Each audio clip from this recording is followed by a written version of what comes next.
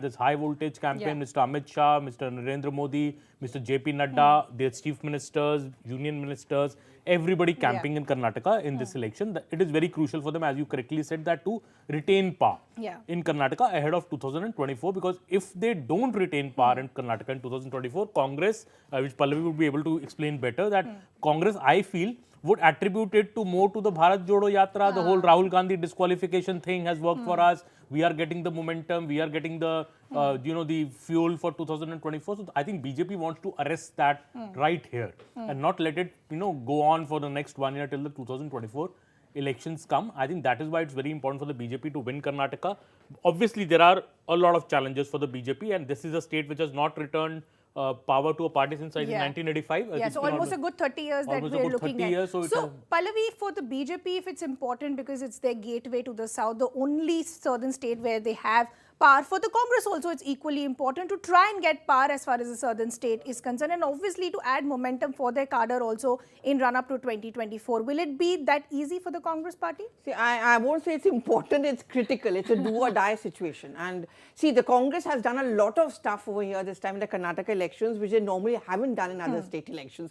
And I think the biggest of them all was reining in Rahul Gandhi and not letting him speak on his favorite topics like Rafale and Prime Minister Chor Hai and things like Adani. That was a huge task, and kudos to the Congress local leaders that they managed to do it, because that wouldn't have worked on the ground at all.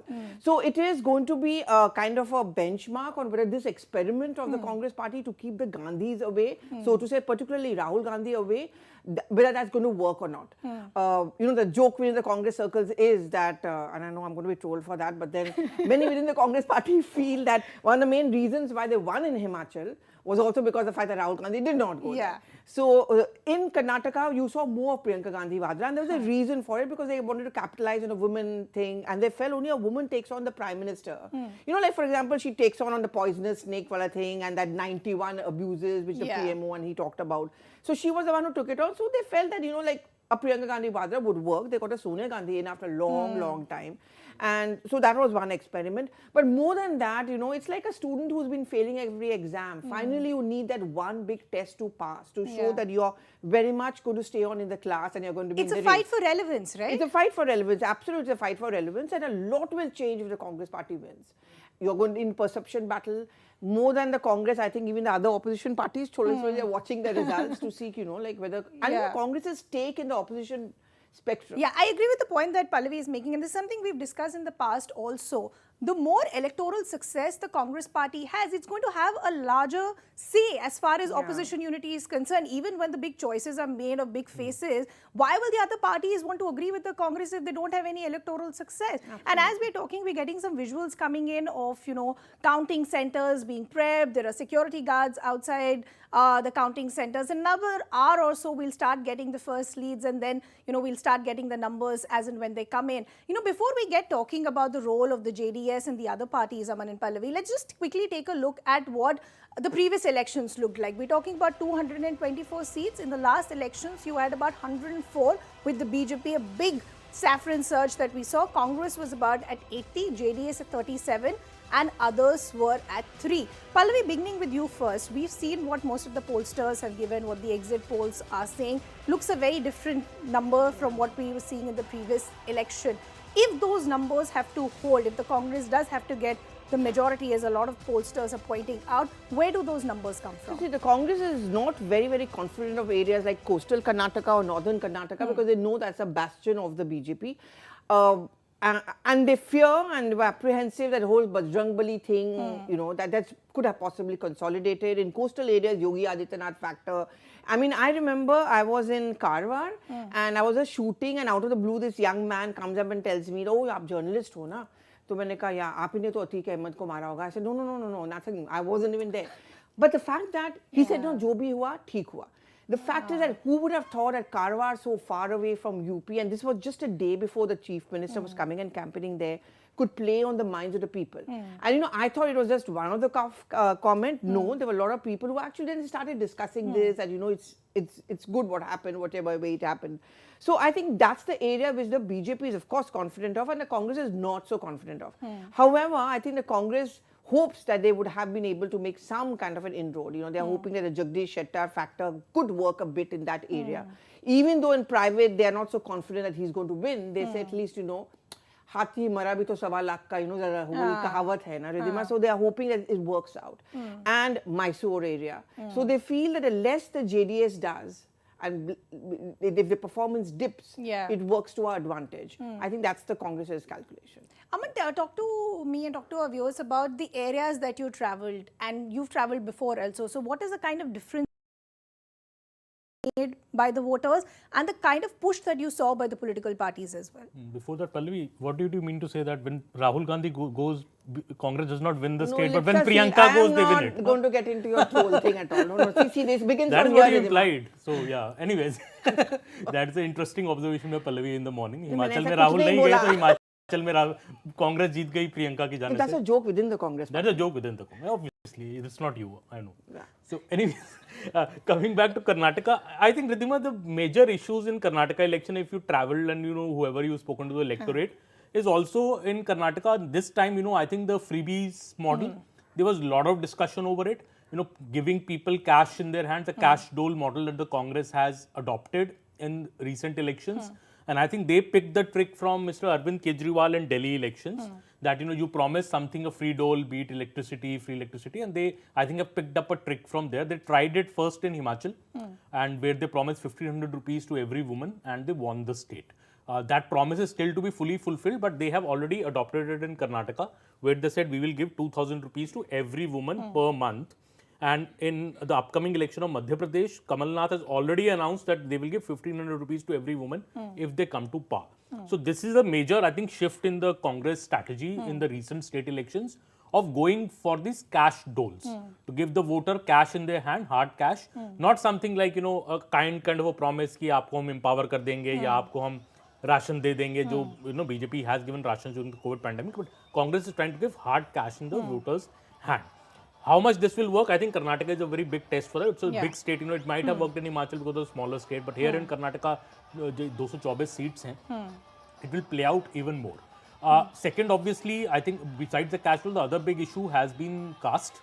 So if you see the caste matrix of Karnataka, there is no doubt that BJP has an edge in that. In the social matrix, there are more number of caste groups, a larger proportion of voters back the BJP. But what has happened also in this election is this whole Hindutva pitch, the polarization which has happened. We have seen that from both sides, and especially the Congress in the fag end of the campaign promising this ban on the Bajrang Dal. I think the key in the results would be, has that consolidated the Muslim voter behind the Congress, especially in the old Mysore region where the Muslim voter was usually split between the Congress and the JDS. So that is, I think, the second factor. Have the Muslims and the Kurbas and the OBCs, Ahinda factor as Siddaramaiah famously called it, have they united behind the Congress, because Congress surely needs that to come to power in the state. These are, I think, the two major factors. And the third factor, obviously, then it comes, all the face. Who is the face? So state elections also are now a lot about who's the chief minister face. So does the voter believe in the Congress promise of the two faces it has, Siddaramaiah and DK Shivkumar? Or does it believe in the face of B.S. Bommai, who has been seen as not an enthusiastic kind of a face for a chief minister, who has been seen like kind of a laid-back person, who doesn't have that kind of charisma. And he had, to be fair to him, he had very, very big shoes to fill of B.S. Yediyurappa as the chief minister.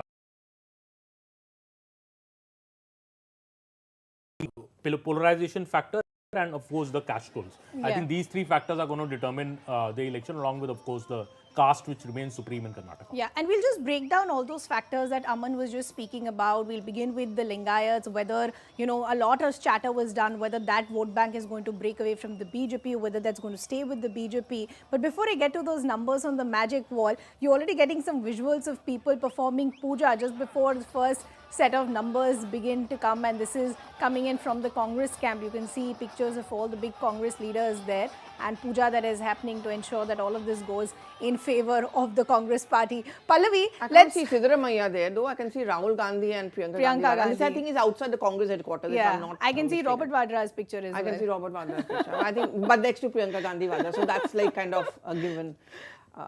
So, Pallavi, the factors that Aman was talking about, if we just first begin as far as, the Lingayat dominated seats are concerned, there was a bit of chatter, over the last couple of weeks that whether this Lingayat vote bank, whether it will stay with the BJP or whether we'll see some sort of reduction as far as these numbers are concerned. Considering the fact that Yediyurappa still continues to be such a big factor, even though he's not as active as he was in politics in a very leading role, the clout that he has, will that ensure that the Lingayat vote still stays as far as the BJP is concerned? Out of the 67, they got 40 last time. Yeah, so it will be interesting to see. Actually, I'm going to hold my horses till then. But the Congress's calculation is that maybe there's not going to be too much of budging of the Lingayat vote, but that's where the Jagdish Shettar factor comes in. As I said, I mean, in private, they say, maybe he's not going to win, but at least, even when if he falls down, if he doesn't win, he's at least going to ensure that certain amount of that percentage comes to us.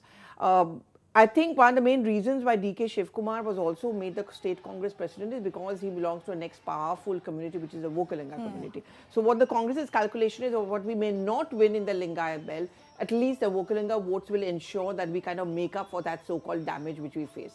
But as I said, I mean, if you listen to the sound bites and the rallies, the pot shots which the Congress would often take, then look at the way they're treating the Chief Minister. No one is even talking about him. He's not even there with the Prime Minister. They don't care about the Lingayat, so on and so forth. Yeah.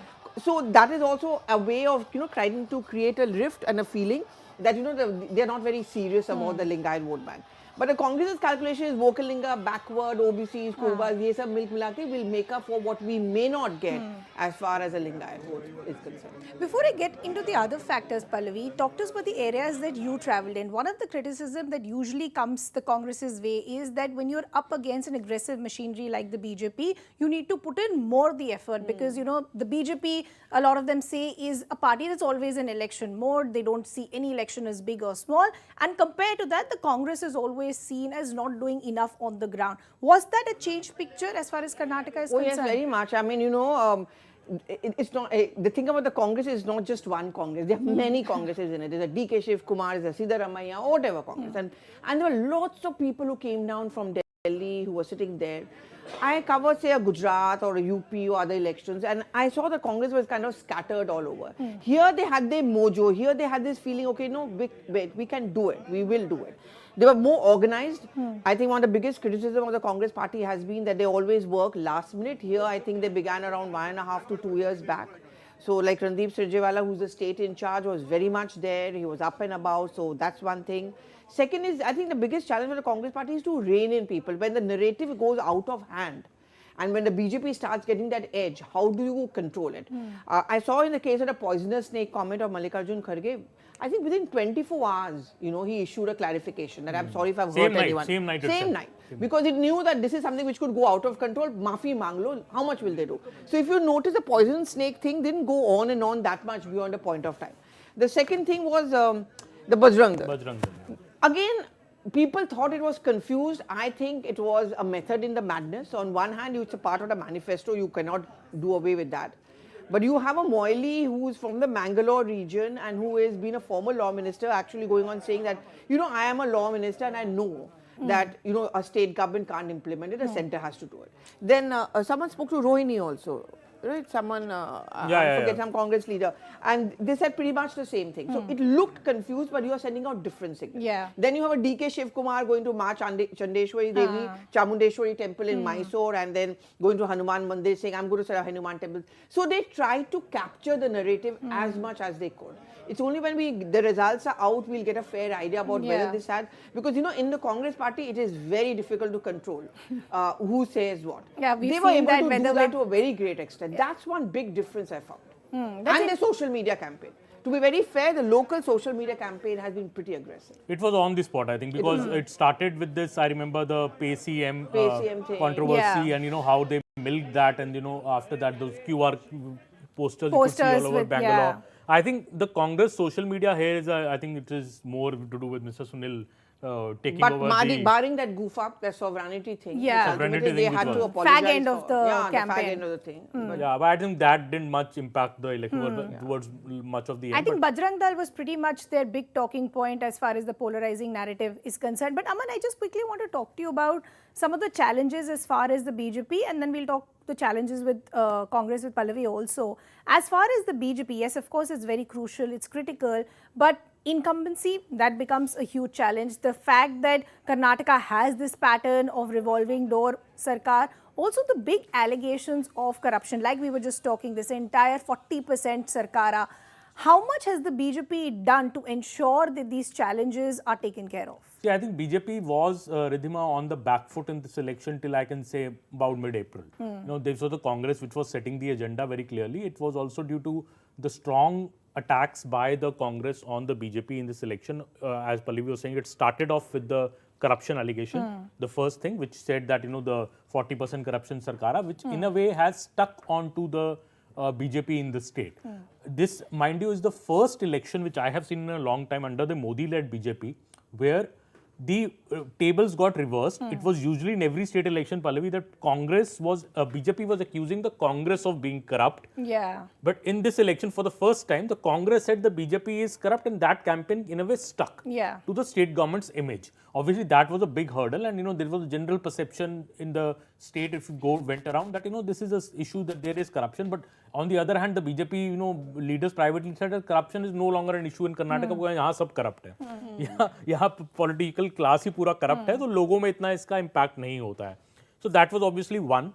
Second, anti-incumbency also came from the fact that, I think the key decision to change Yedurappa as the CM and bring in B.S. Bommai. Yedurappa by far is the tallest leader of the BJP in the state. He's the topmost Lingayat face. You replaced him with someone who was not that, not a mass leader. Not a mass leader, not that charismatic. Okay, the BJP did say that he's a common man's CM. He's a nice man. He's a humble man. He's one amongst you. So he's like that, and he's younger. So, that generational change in the BJP. But what I think seemed to have worked for the BJP in other states when they changed CMs in Gujarat or Uttarakhand, for example, where they won the state. In this, it may not have worked in the same manner because Bommai had, as I said, very big shoes to fill. And then, that anti-incumbency, last year we saw Bangalore underwater, the drainage issue, all the IT capital of the country, it was a global thing. And, the government was caught, napping in a way. Government didn't know what to say, ki kya, kyun ye hua hai, drainage proper kyun nahi. So all these issues, I think, were working against the government. There was a sustained effort by the Congress, and there was this perception building that BJP is not in control. The government is not in control of B.S. Bommai. Obviously, they wanted to reverse these two factors because they were going against them. They brought in their star campaigner, PM Narendra Modi, to campaign in a big way. And the last 2 weeks, that was what the PM Narendra Modi was attacking, saying that we have a double engine Sarkara. We have to make Karnataka number one. Karnataka is the number one in investment, number one in startups. If we bring in a Congress government here, all that will suffer. Please keep a double engine government. In a way, the BJP was trying to say, okay, state government से थोड़ा बहुत कुछ गलती हो गया है, but center में मोदी जी हैं, उन पे आप विश्वास करिए, वोट डालिए, वो सब ठीक. But this is where it gets interesting, no, Pallavi and Aman, that voters vote very differently for a central election and as far as a state election. For state election, local issues like job, infrastructure, development, they become huge talking points. And as Aman is saying, for Karnataka, Bengaluru, those issues continue to be the biggest challenge. And I'll talk about that in just a bit. But just taking on as far as the challenges for the Congress are concerned, Pallavi, the criticism that the Congress used to hit out at the BJP is that the BJP polarizes the narrative. By the end of this campaign, especially when the Bajrang Dal ban was announced in the manifesto, the same criticism was used against the Congress. Now, who's polarizing the narrative? What is the kind of thinking that went in with the Congress when they made an announcement like this, or throughout the campaign also? See, I think the Congress can no longer claim high moral ground if they are going to say that, look, unlike the BJP, we don't bring religion into our politics. I think they started doing that since the last Lok Sabha elections, when you had Rahul Gandhi, for example, going to temples, and Randeep Surjewala announcing that he's a Janeo-dhari Brahmin and so on and so forth. So they are also bringing the religion as much into the political narrative as they accuse the BJP of, and I think that's a given. They did that here. I mean, everywhere I was noticing that where Priyanka Gandhi Vadra was going, she was actually going to a temple. She was making that point about going to a temple, especially after the whole Bajrang Bali thing. I mean, Mallikarjun Kharge saying Bajrang Bali ki jai, and all of that. And so the Congress was very much doing it. I think they started doing it a little bit more because they realized that they could be caught on a back foot. They didn't want to take any chances. As I said, we began by saying this. It's a do or die election for the Congress party. They had to win. They have to win. And they know that we cannot even give an inch. It's so tight, Ridhima, that even giving an inch, even a seat difference of 2 to 3 can make a world of a difference. Which is why, they don't want to take any chances. So they did get in the religion. I mean, DK Shivkumar is a shrewd politician at the end of the day. I mean, there's a reason why he says things like, I'm going to build Hanuman Hanuman temples. I remember I went to interview Mr. Mallikarjun and he told me, and he went on and on. I just asked him a chota sa question of Bajrang Bali, thinking he'll dodge it, but he went on and on telling me that, you know, ideal situation mein religion ko nahi lana chahiye, but I built 80 temples. I built 80 temples in my, you know, in my constituency and so on and so forth. And that's why what you were saying earlier, that there were mixed signals, because by the end of it, it almost looked like there was some kind of damage control that was happening. And a little bit for every vote bank of theirs, you know, so the Muslim vote bank ko cater karne ke liye, they should not feel, yeah, because see, when I went to Mysore, I remember I went to that happened to be the Samadhi or Shaheed, there was, as they call it, of Tipu Sultan. No one from the Congress party turned up, and here was a party which goes on and on about Tipu Jayanti. That, remember, became a big problem. Yeah. So I remember I went there, so one of the kins of the Tipu Sultan's family, who incidentally are all settled in Bengal, they came and told me, dekho, he's next door in Mysore, Chamundeshwari temple, he doesn't even come here. So there was a little bit of this feeling which could have resonated that, you know, like you're dumping the Muslim. So I think there was a little bit for everyone over there, you know, a little bit for the Muslim vote bank, thanks, that, you know, like banning the Bajrang Dal, so on and so forth. So I wouldn't call it confused. I think it was a very well-planned method in the madness strategy that, you know, everyone feels happy, dekho, mere liye bhi kuch hai, mere liye bhi kuch hai. And you have enough fodder to hit out at the political opponent as well. But Aman, going back to the issues that we were saying of how a voter votes when it's a state election and how a voter votes when it's a central election or general election. For Karnataka, the issues have always been on development, infrastructure. As we said, one rain and the entire city is flooded. We don't know when the next pothole, you know, death will happen. When you were traveling across the length and breadth of the state, what were some of the issues that the voters wanted a change in? And that is why, you know, when this entire quota war happened or this Bajrang Bal controversy happened, a lot of people said, will this actually have an impact as far as the voter is concerned? What were the concerns that you heard from voters? What is the change that they're looking for? I think, Ridhima, price rise is something that, you know, we all heard on the ground. Price rise in the way that, you know, especially after COVID, you know, it has been a recurring concern, was also there in Himachal election as well. We had heard there also. You know, I remember this image of the new Congress office in Bangalore, which was inaugurated by Rahul Gandhi in April. And, you know, DK Shivkumar had put an LPG cylinder right in the middle of the press conference hall. And every time, you know, he used to hold a press conference. It's still there. He's still there. Namaskara, he used to do the LPG cylinder and then start his PC. So that was, I think, a very symbolic move. The LPG cylinder selling for like 1150 rupees in Karnataka. It was a major issue, and I think that is what prompted the BJP in its manifesto to say that, you know, we will give 3 free LPG cylinders per year to people. And BL Santosh in a Twitter space later conceded that we had to do that because the Ujjwala scheme is not working in Karnataka because of the high price of LPG, which is due to the Russia-Ukraine war. So price rise, unemployment. You know, when Congress said that, no, we will give rupees 3,000 to every graduate every month who's unemployed for a period of 2 years, the feeling on the ground was, why don't you give us jobs? You know, 3,000 rupees se kya hoga? Aap नौकरी दीजिए ना, हमें graduate है तो उसको नौकरी मिलना चाहिए. So unemployment, I think, was an issue. Price rise was an issue, and I think third recurring also was stability.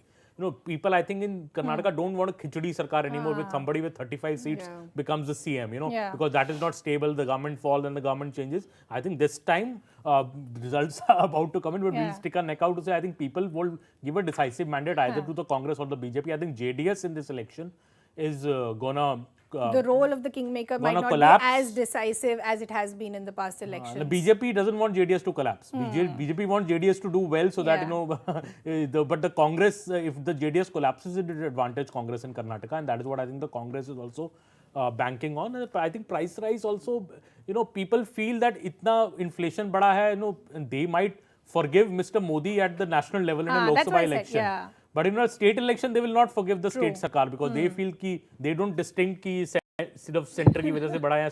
They feel ki if I'm spending out more, then what am I getting at the end of the day? But Pallavi and Aman, I'll just request both of you to stay on with us because our other colleagues are also now joining us. Akshara is also joining us from outside the Congress office is what I believe. Akshara, good morning. An early start for you as well. It's still early in the day, about half an hour, 40 minutes to go before we actually start getting the first leads. But what's the mood on the ground? Well, you see, right now, as you mentioned, I'm at Congress office. We had a lone supporter here waving Congress flag with Rahul Gandhi and Priyanka Gandhi's picture here. Is just, I think he went out to have some tea or breakfast in the right back. So yeah, I mean, Congress is pretty much confident with the exit polls, giving them an edge. And but on the other hand, BJP is also pretty much confident that they'll come with an absolute majority. That's what their leaders claim. But once again, JDS, the kingmakers, all the supporters of the JDS are silent voters. You have Congress and the BJP voters who are very much vocal, but when it comes to supporters of JDS, they are very much silent voters who reside in rural pockets. So we have to wait and watch which way will the results tilt, or will once again JDS, H.D. Kumaraswamy, so it's the JDS, be the kingmaker. So soon we will get to know everything. Actually, a lot of the exit polls have given a good momentum as far as the Congress party is concerned. What has been the buzz over the last 48 hours as far as the Congress workers and leaders are concerned? Well, yes, yesterday Mallikarjun Kharge along with DK Shivakumar and DK Suresh had a series of meetings, party presidents in Bengaluru. At the very same time, Siddaramaiah also had a meeting with other Congress leaders regarding the results with strategy, because and they also have to give a clear instruction to the district presidents of the Congress party here that once the candidates of the Congress party win, they have to move them to Bangalore. That's the indication which they have given to ensure that they stay with the Congress party. So that's one of the main instructions given by the Congress to their leaders. And as I mentioned earlier, a series of meetings taking place, and with them having an edge, they want to ensure that they come back to power in Karnataka ahead of the 2024 Lok Sabha polls. So yes, the Congress is ready. They are pretty much confident with exit polls favoring them. But as I said, once again, they have to wait and watch what the results will be. So you still don't have enough people there, still early in the day. But Akshara, we'll continue to come back to you. Aman, we're also now understanding, and Pallavi, this is also interesting, that already it's just about 7:30, 7:40. There is Dhol Nagara that's happening outside the Congress headquarters in Delhi is what we are understanding. So do you think there is excitement and celebrations already? Have they already? And also desperation to win. Yeah, but just a little too early. Congress तो पहले भी एक महीने से सोच रही है कि वो जीत चुकी है election, especially after the exit polls. Whoever you spoke to in Congress in the last 1 month saying, already हम जीत चुके हैं 120, 125, They've already made Rahul Gandhi the Prime Minister and everything of that, so 2024. But yeah, on a serious note, as I said, I mean, this just goes on to show that how important this election is, but more importantly, they're quite confident. To be very fair to them, and I've been very critical of the Congress's style of conducting elections, because as you're right, Ridhima, they are up against an electoral machinery, say like the BJP, and at the state level by many other political parties, like for example, the Trinamool Congress from Bengal and so on and so forth, the Aam Aadmi Party for that matter. So, so they did somehow get their mojo right. They were able to rein in a lot of leaders, very good, aggressive on the social media, not just that. In Bengaluru, since we are talking about it, lots of first-time voters, lots of young people, voters, they are constantly on WhatsApp and Snapchat and so on and so forth. I did find that the Congress party was also very much there. Yeah. They were discussing it. They found it funny. Whether they end up voting for them, that's a different thing. But like I remember there is this Ulcer Lake where we were sitting, and we were all having coffee and all of that. And suddenly I found these young Congress workers. They were just going around chatting. They were there. Yeah. They were there on the field. They were campaigning, and so I thought they ran a pretty good campaign. Maybe that's where the confidence is also coming from. Even they know, a good student knows whether I've worked hard or not. So they realize that we worked hard. Also, I think Congress, to be fair to Congress, Karnataka is one state where perhaps Congress is the strongest, in terms of organization. In terms of even leaders, a very popular leader like Siddaramaiah, very resourceful and very managerial kind of a leader in DK Shivakumar. It's a very potent combination. They have it there.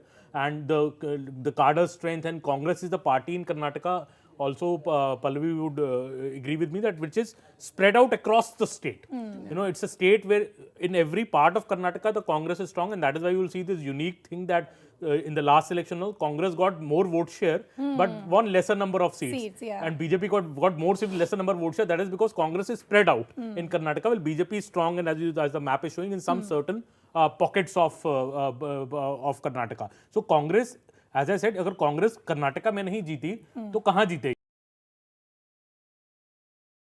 State where they should win because they have the strongest here and they have a good organization and leaders as well. But the challenge also for the Congress, I think, was overconfidence. Because they have one overconfidence that हम already state जीत चुके हैं. When you're faced with an adversary like the BJP, which doesn't give up an election. And doesn't leave anything to chance. Even if it knows it's losing, maybe it's on the back foot, it will put in that extra effort towards the end some people say Mr. Modi, अगर BJP election हारी मोदी जी क्यों इतनी बड़ी-बड़ी road show कर रहे हैं? They don't think like that. They give their full effort in every election कि ये तो हमारा कर्म है. हम तो करेंगे, वोटर को फल देना है तो देना, नहीं देना तो ना दे. So that Congress is up against that kind of a machinery. So I have this certain suspicion that Congress was about overconfident, already thinking by mid-April कि हम तो election जीत चुके हैं. And also, there's the fact that Congress peaked early in this election. Congress peaked by about 25th April or something. Last fortnight, totally, the BJP dominated the discourse. The BJP's claims that it So peaked are at you the saying right that there time. was a turning point post 25th when we started seeing the blitzkrieg, especially when the Prime Minister, the other star campaigners came on the ground? There was a turning point as far as the BJP is concerned? Yes, I said, as we were discussing Pallavi earlier, I think this election was a two-phase election. Voting चाहे एक phase में हो रही है, पर campaign दो phase में हुआ है. One phase was pre-25th April when Congress dominated the discourse, when Congress had the edge and its local leadership was there. It's it's the guarantee cards that are distributed across the state with those 5 guarantees. I think that got resonance and Congress peaked early by then. The two major events which happened in this election, one was 27th April when Mr. Kharge made that poisonous snake remark, and the second event was 2nd May when Congress released a manifesto mentioning the ban on the Bajrang Dal. These two events, I think, brought back BJP very, very strongly back into the reckoning. After, I would say, the last fortnight, you can say 26th April till 10th of March, is the time when BJP started setting the momentum. BJP started setting the discourse. So this election was clearly divided into two phases. But BJP, that is why BJP claims that it peaked at the right time. In the end of the campaign, while Congress peaked early. Now, who outweighed the other, in which phase, we will know in a short while that who got the edge. But I think it was clearly a two-phase election, and there are lessons for both the parties in this, that what way one should fight an election. Okay. Aman, let's go back to Akshara, who continues to be with us from outside the Congress office in Bengaluru. Akshara, when we were speaking to you a short while ago, you said there are not too many people out there. But as Aman and Pallavi were pointing out, this was a two-phase election. Where is the confidence that the Congress is getting? Where is that coming from? What is the kind of work that they think has worked in their favor? Well, right from the start, they had a good social media campaign and other campaigns going on, the 40% commission and various other campaigns related to corruption. So Congress capitalized on that. If you take a look at the Karnataka state here, Karnataka elections, caste plays a very important role here, and BJP faced certain hiccups here. One, obviously, which made to the national headlines, the rebellion, it was stung by rebellion, Jagdish Shettar and Lakshman Sawadee, and these are the two main names, but various other BJP leaders who were not satisfied with the fact that they were not being given ticket. They also rebelled against the party, and many workers also rallied behind them. So this was the ground happening that was taking place here in Karnataka. So once again, coming back to the caste factor, if you take a look at the Kittur Karnataka region where I travel, it's a Lingayat dominated region. So here BJP had the upper hand, and this is the very same region where Lakshman Sawadee and also Jagdish Shettar hold their constituencies, are MLAs, sitting MLAs from. So here, this is a particular region where BJP, as I earlier mentioned, had an upper hand. 30 out of 50 seats were backed by them. This time around, the Congress, as I spoke to Congress leaders, they were pretty confident that they will win more seats here. But once again, the BJP might have an upper hand is what the feeling. But once again, political experts and analysts opine that Congress may get, in Belgavi especially, 2 or 3 more seats. In other pockets of this particular Kittur Karnataka region, they might get more seats there. So that could give them an upper hand. But once again, coming back to the old Mysuru region, which is a strong basin for the JDS and the Congress, where BJP is trying to make inroads. This time around, even Congress and the JDS are expected to get good results there as usual, because BJP did try to target that region and make inroads into this. They put all efforts, but I don't think that will be pretty much successful or go in favor of the BJP, because as I earlier mentioned, Congress and the JDS have an upper hand here. If you take a look at the Kalyan Karnataka region and also coming to central Karnataka, in Kalyan Karnataka region, there were many issues. People were facing many issues, be it transport, drinking water facilities or irrigation facilities. So there was an anti-incumbency wave there, a bit of it. So that could favor the Congress as well. So all these factors summed up do provide an edge for the Congress. But once again, exit polls can be wrong. Just like in 2018, the exit polls were in favor of the Congress, but turned out to be different. This time as well, that could repeat. That we can. Congress is saying we don't want to leave anything as far as 100% with the exit polls are concerned, because exit polls and pollsters go wrong all the time. But Aman and Pallavi, what we want to now discuss are specifics. Let's begin with the big faces that have represented the campaigns or the political parties from either sides. Let's first begin as far as Chief Minister Baswaraj Bommai is concerned. We were discussing this earlier, that he was seen as somebody who was not seen as a mass leader, and that is why many said that when you had the Prime Minister campaigning in the state, the entire campaign for the BJP got a fillip of sorts. Talk to us about the kind of work that you've seen that has been put in by the Chief Minister, and how confident is he of retaining his own position? Well, he is very confident that BJP will come to power. He's not so confident about becoming Chief Minister again, clearly. He kept on saying, when repeatedly the media asked him, I think Zaka also asked him in his interview, he kept on saying that the BJP parliamentary board will decide who's the next Chief Minister. And the BJP also stopped short, whenever you ask any top leader that who will be your next Chief Minister, they stopped short at saying Mr. Bommai is the Chief Minister. We are fighting the election under his leadership. उसके आगे कुछ नहीं बताते थे कि अगला CM यही बनेंगे कि नहीं बनेंगे, because that was also a feeling that the BJP had that, I'll just request you to stay on with us, because our colleague Greya is also now joining us from the live hub where the numbers have started trickling in. Greya? I know you're a busy man, but you have to give us some time. Tell us, 35 polling centers, counting centers, how does it work? 87 reporters. 87 reporters. Yes. How does it work? So this is a unique system which we have created in-house. No network in the country is having that kind of system, right? What you will see at 8 o'clock, all these channels, they will inflate their numbers. They will say 30, 40, 50. So they are all imaginary and inflated, right? So while as when we give our numbers, we give the breakup of the seats also. When we show in the tally that one party is getting 10 seats, another is getting 12 seats, there's a breakup of each constituency. No other networking in the country will give you the breakup, because everything is inflated and exaggerated. Because all our people are physically present inside the counting centers, right? I told you there are 35 counting centers, right? But we have 87 people. What's the reason of having 87 people there? Because counting is not happening at only one place, in one particular hall. There are 2-3 counting halls. Yes. So we have deployed out 3 people for these counting halls, for one constituency. So when the EVM is opened there, right? So before it goes to the media center officially, Right. any trend or result, our reporter sends it to us here in this control room. That's why we are 20 to 25 minutes ahead of all these channels. That is the reason. Okay, so the question that I'm getting from the newsroom is that which part of Karnataka do you expect the first results to come in? I think first result may come from Bangalore, because the vote percentage has been less there. Okay, okay. That's the So reason. that's where the phone starts ringing, and then the data is fed here Yeah. in the system, and then it gets reflected on the screen. It's a fraction of, I think it takes only 3 to 4 seconds Okay.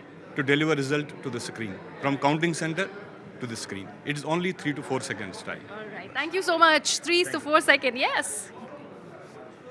3 to 4 seconds is what Greya is saying, and exactly what we'll start seeing in a short while from now. So as of now, if you see, it says 0 as far as 224 is concerned, and slowly you'll start seeing this filling up, and it will look very similar to something like this. Of course, the numbers will change of how each political party has done. But Pallavi, we were talking about the big faces. We spoke about Chief Minister Baswaraj Bommai. Let's talk about the big faces as far as going to be a new headache for the Congress party as to who do we project as a Chief Minister, because we heard from both the leaders that we've put in the hard work, we are extremely confident. But what does the party decide? Yeah. How do they decide? I think it's a bigger problem for the Congress party when they win elections, because it's very difficult to decide who's going to become the CM. I mean, look at Siddharamaiah. He will, the predictable word that they use is MLAs will decide. So Siddharamaiah is banking on the fact that he's veteran. He's been a chief minister before. He has the MLAs by his side, huge support, all of that. So he thinks, many in the Congress party think that, if you want to have a sustainable government, because Karnataka mein Operation Kamla and all that stuff here hai, so let him be the person who's going to become the chief minister. But DK Shivkumar, he's been a troubleshooter, he's been a Sankar Mocha. I mean, if you look at Maharashtra elections, Rajasthan, kuch bhi, even Ahmed Patel's big election, who was it that who actually ensured that the Congress was not falling apart? It was DK Shivkumar. He became the troubleshooter. I'm sure he would also want his pound of flesh. He would also want to become the chief minister. Let's not forget others. I mean, I asked Mallikarjun Kharge this question He says anyone can become the chief minister. I asked him, are you going to emerge as a dark horse? He says, you know, no, I don't know all that, but look, I have done this much for the, you know. He knows that as a Congress president, perhaps he's not going to wield so much of power in the political landscape of the country, where perhaps, you know, he could as a chief minister.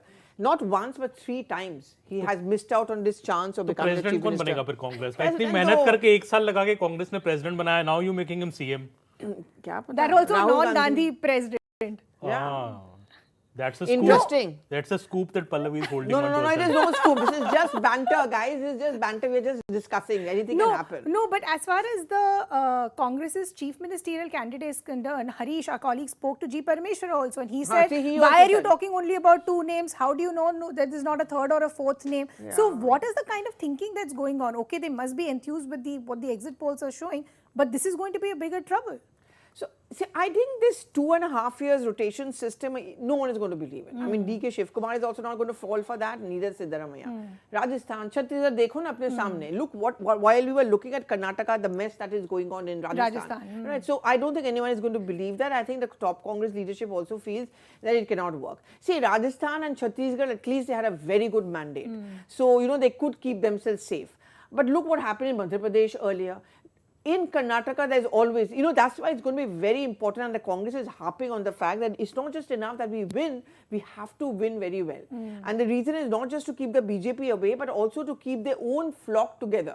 And therefore, I think a margin of victory, if the Congress wins, becomes very important in deciding who's going to become the chief minister. They've got the irony of it. I mean, for example, if Siddaramaiah has made the CM, DK Shivkumar may be called upon to become the troubleshooter tomorrow if, you know, his government is under threat. And he'll say, ki, main kyun karu? I'm not becoming the chief minister. So, yeah, problem of plenty. So you're hinting that if it's a close verdict, where, you know, the Congress just about makes it by like 3 or 4 seats, then maybe DK Shivkumar has a better chance, because he will say, you know, I can keep the flock together and you not ensure that they don't break away. But if it's a comfortable verdict, like 125 plus or something for the Congress, then of course, then it's, see, Ridhima, it's very clear, and this is also what we heard a lot in Bangalore from certain people, that Delhi के media के लिए DK Shiv Kumar बड़ा leader है, जबकि ground पे कर्नाटका में Siddaramaiah is the main leader, you know. So that is a feeling that the people there had, and journalists, local journalists spoke to. There's no doubt about it. The mass leader across the state is Siddaramaiah. It is not DK Shiv Kumar. But obviously DK Shiv Kumar has much more managerial, much more of these resourceful kind of a skills to keep the flock together. He has shown that in the past also in certain ways. So the Congress, obviously, Rahul Gandhi has faith in him, but I think it is Siddaramaiah, and also because Siddaramaiah has said already that this is my last election. He said that the last time also, but again he said it this time that this is my last election. So in a way, he's saying that ab mujhe CM banne do, let me become CM, let me be there for full 5 years. After that, you do what you have to do. And I think I agree with Pallavi that the rotational thing is not going to work, because rotational thing में सबसे पहले होता है पहले कौन बनेगा. So पहले तो सिद्धारमैया ही बनेंगे उस तरह से. So this is like that Jai Viru Jodi, you know, which has shown lot of cohesiveness, and all those videos put out together, you know, दोनों बैठ के discussion कर रहे हैं, दोनों बैठ के joint messages दे रहे हैं. So अभी तक it was a great. So much of effort they had to make to make it look like united. So which means clearly there's something wrong. No, it comes apart. When you meet them, you know, separately, they're very careful because they know we are journalists, we want to report it. But somehow down the line, the differences come and become very, very clear. And obviously, both of them are very, you know, very charismatic in their own way. Both of them are very high profile, you know, so naturally, you know, I mean, they have their both ambitions. So somewhere down the line, they do know that. I was noticing that chat which was released between DK Shiv Kumar and Siddaramaiah. DK Shiv Kumar was going on and on talking. He was not allowing Siddaramaiah to talk so much. At some point of time, we could hear the Siddaramaiah supports going ki or bolo. You know, you should speak more. You should come across as more aggressive. But I think the knives are going to be out. I mean, tomorrow, you know, if the Congress wins the elections today, and you know, you're going to decide. And it's not a new problem for the Congress party. We've seen this in Punjab with Captain and Navjot Singh Sidhu. And whoever the Gandhi is back usually ends up creating a trouble for the party. And we've seen Navjot Singh Sidhu, Captain, Channi, we're seeing what's happening in Rajasthan. Yeah. But that's the other question, Pallavi. If there has been cases of something similar in the past, then there should have been lessons for the Congress to try and ensure that they already have an alternative plan in place. But how do you do that? I mean, in a state like Karnataka, where it was a do or die, and it is a do or die situation, you have to keep everyone happy. I mean, he, after all, belongs to a Vokalinga community. That's one reason why he was made. He's proved his mettle and his so-called loyalty to the Congress party. You know, remember, he's going on saying these things that, you know, the BJP would have not arrested me if I had listened to them, if I had joined them. You know, it's not so much for the BJP. This was actually for the Gandhi family. Look, I did not leave you people. I stood by you. It's time that you pay me back. Pay me back. वो आज सचिन पायलट भी बोल ही रहा होगा, but who's listening to him? So yeah. So I agree with Pallavi that it was a carefully, you know, public projection और था, but under there were, you know, I remember me and Rohini Swami going to interview Siddaramaiah. So, you know, we met him at the Congress office when he was leaving. So we requested, sir, please give us an interview. He didn't agree to the interview. I said, sir, मैं आपसे मिल लूँगा, आप घर आ जाइए. So me and Rohini reached there, and when I reached there, you know, I started this conversation. Siddaramaiah Singh, sir, आप ही असली leader हैं कांग्रेस में.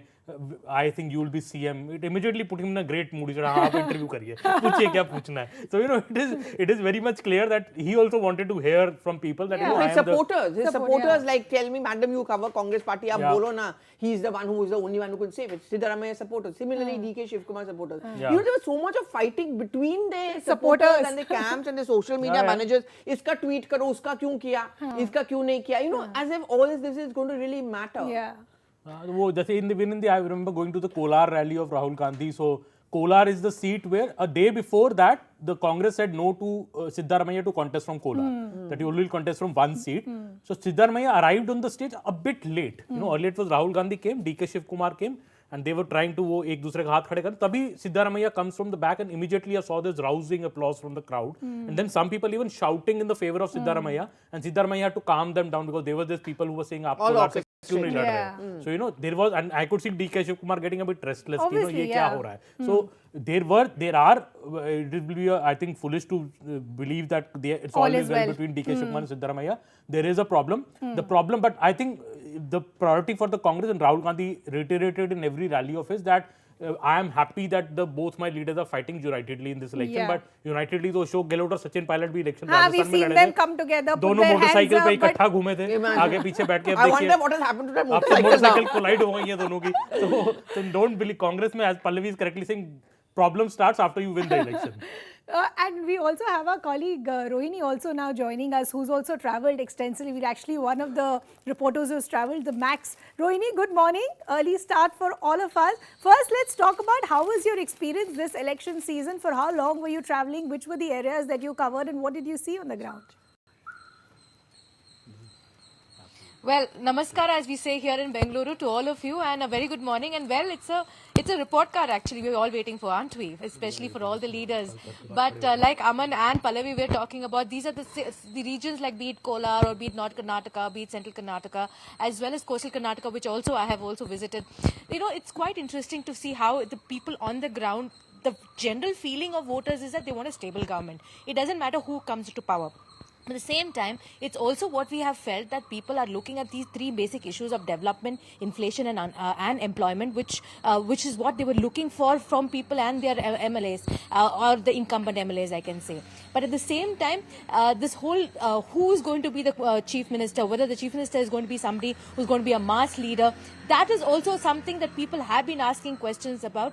And you know, it's very interesting. On one side, let me tell you how the BJP has been very upbeat about the fact that they feel that they're going to cross the halfway mark of 112. They say they comfortably touch 120, though they revise the numbers to around 112, 150 in the last 1 week, though they realize that internally that there have been issues where there's anti-incumbency against the MLAs themselves. Let me quickly point out that some places that I visited around the 4,500 kilometers that I travelled, a lot of anti-incumbency was also against those MLAs who have not gone back to their constituencies after switching over to the BJP from the Congress and JDS. So there is a sense of fear there. Even there are important seats, like for example in Chikmagalur, where C.T. Ravi, a senior BJP leader, is contesting. It's a tight fight there. Let me tell you that the seat of Shikaripura, where B.Y. Vijayendra, that is Yediyurappa's son, that Shikaripura seat is not going to be a walkover for him. It is also a tight fight there as well. Jagdish Shettar's seat, if you see Hubli Dharwad, now that he moved to the Congress, that seat is going to see a tight fight as well.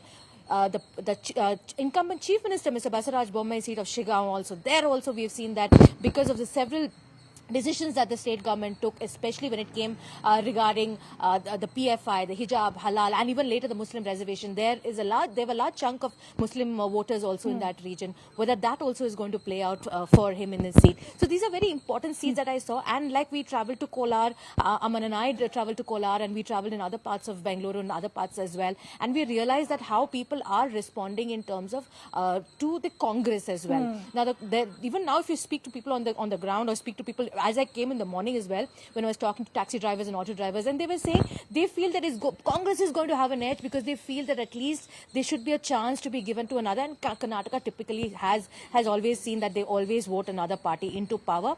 The BJP is hoping, which Shobha Karnalaje has very proudly said, that we will break that tradition of more than 38 years, that we will come to power for the second time. That kind of confidence is amazing to see.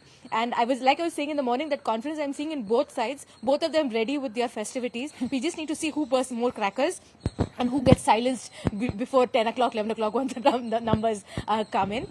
But end of the day, the underlying thing that I've seen, generally people want a stable government because they feel that a 5 years of governance is what will finally give Karnataka the lead that they want, the development that they want, and solutions to the problems that they want. This whole coalition government of what they call Aman was Bisi also Bade making kind of government, exactly the the same Congress point a JDS short comes while in, ago, or the BJP that JDS what is comes in. very clear is that people of Karnataka, they want a stable government and they want something that will work for them as far as a long-term government plan is concerned. You spoke about the key fights, the key constituencies. I just want to understand, and I was asking Pallavi and Aman this also a short while ago, that the issues that the voters look for a state election vis-a-vis a general election usually very different, and that's why their demands and expectations from that government are also very different. What were some of the issues that you saw that were being reiterated by voters when you traveled across the state?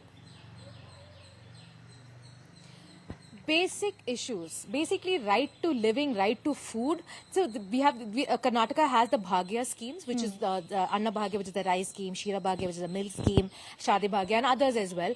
These have not, they said, they may have been announced, but over the years, they have realized that it has not seeped in completely. For example, if the entitlement is 7 to 8 kgs, they have been getting only around 3 to 4 kgs, and that too in alternate weeks. So that's the kind that the PDS scheme has not reached. I mean, though the promises were made, have not reached. The basic drinking water, basic roads. When I went to Ballari, even though you think Ballari is an industrial city, it is a steel city of Karnataka, but when you enter that place, it shows total backwardness. The roads are completely mucky, and they've not even been done over there. And people are and when I asked them what do they want, they said we want arid area as well. I saw similar things also when it came towards North Karnataka and Hyderabad Karnataka as well. Again, we see a lot of backward areas. So basic food, basic water, road and amenities is what they're asking for. But at the same time, the Congress's whole campaign about the fact that they said that they will be providing remunerations to people, to women and to unemployed youth as well. All that, and talked about inflation. They talked about unemployment. All that has hit the right chord. But BJP also going with a development card and saying, we have done so much for you. We've released so many funds. We have given you connectivity. Now, for that matter, even Bengaluru seems to have seen a surge of investments and money that had been poured in just before the election, where the Prime Minister came and inaugurated several projects as well. So a lot of things being done from both sides, but end of the day, people are looking for these basic things of what they want from their MLAs and their and the people who represent them. So again, I still feel that as we speak through elections, the only thing they kept saying is let a stable government come into place, and then everything may possibly fall into place. Okay, and as we are still chatting, just to let our viewers know that just about 3 to 4 minutes to go before we actually start getting the numbers, and things will start changing on this screen. As of now, it's 0, but within a matter of minutes, we'll start getting the first leads that will start coming in. And Aman, quickly before we start getting the numbers, because then the entire action will shift to where these numbers are coming from.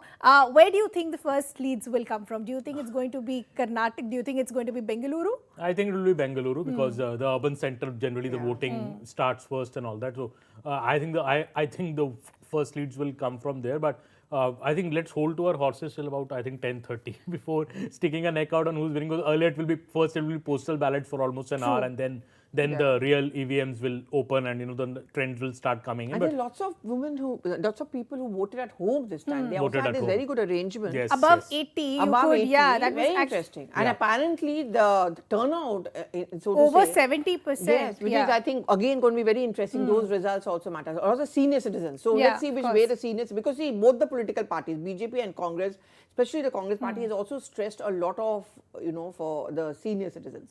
So whether that's going to click, they are the ones who also tend to be very, very conservative. So are they going to go in for the swing factor? What matters to them? I think it's very interesting. Narayan Murthy said something very interesting when he went out to cast his vote. He said, you first vote and then you earn the right to criticize or Which is complain, which I think is exactly how it should be. You have to exercise your vote and then you get to decide, because you're electing the government that actually comes to power. But Aman, just on the point that Pallavi was making as far as the voting percentage is concerned, what did you make of the voting percentage? There was a big There jump. was a bit of a bump Yeah, in yeah. overall Karnataka figures. That was also, I think, because of good weather. And it was No, but good weather was in Bangalore. Other places where I went, Karnataka is hot. You were sitting here. It was so hot there, but people are out and voting. And please, women going out and voting. It was a weekend, not a weekend also. A working, so weekend pe usually people go laid back, and we have seen that in earlier But I elections. never found that. When I was moving from Bangalore early in the morning at around 5:30 towards Kanapura, it was massively crowded. There were people who were already out and about. I think they just wanted to have their early. See, Bangaloreans and in fact Karnataka, they love to go out and eat.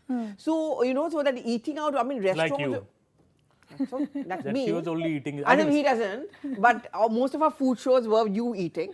But the point is that like you, on a weekend or on a holiday, Ridhima, I would find Bangaloreans, all of them are out. So I found people out on the street. So I think they wanted to have a meal out. It was a day out for them, but also cast their vote. Yeah. Initially, laga ki, there's not going to be too much of vote percentage, but there's a huge bump suddenly, a large number of women going out to vote. And just because you were talking about food, Pallavi, I heard you've learned how to make the perfect and dosa. That people seems have to be made talk fun of of it, that but- seems to be talk of the town. Talk to She us. burned the dosa. Where did you get to eat it? Where did you get to see it? No. Ridhima, I'll make a dosa. Let's see today, by the end of the day. I wish we had that thing. But yeah, I mean, the people are very nice there. I mean, I've covered other elections as well, but though there's a language issue over there. But somehow they're very nice to talk to. They're pretty warm, but very, very conservative when they want to discuss their politics. I mean, at least I found that they don't want to readily open up and talk about who they really want to vote for, what are the issues, or not complaining to. And I remember one of Pallavi's report was very interesting at some restaurant, and they said that there is no divide; it's all Indian food. That's Belgavi. That's where that Maharashtra thing. That's very interesting. I would want to see how that votes also, because they. I mean, even a poha. When I told him, poha to Marathi, no madam, ye to Kannadiga hai. I said so there was a so then he tells me it's not Marathi, it's not Karnataka, it's like India. So Belgavi is that border thing where we've seen the maximum number of. Coming out to the voting percentage point, you said though Karnataka has seen a bit of a bump, in Bangalore it has in fact gone down even this time. So whatever Narayan Murthy ji said, nobody don't seems go to out have and vote, yeah, much. So the figures I have is that Bangalore saw just 52% voting, which is the lowest turnout in all 31 districts of Karnataka. It is down from 57% in 2018 and 62% in 2013. So nearly Counting a 10%. has begun, Aman, as we are still talking. So that's the big update that we want to bring to our viewers. Counting has begun. Remember, there are 224 seats. Okay, we're starting to get the first numbers. Aman, Pallavi, all eyes now on the wall. Of course, very early. It is just started. So will be very interesting to see from where are we, of course, getting these numbers.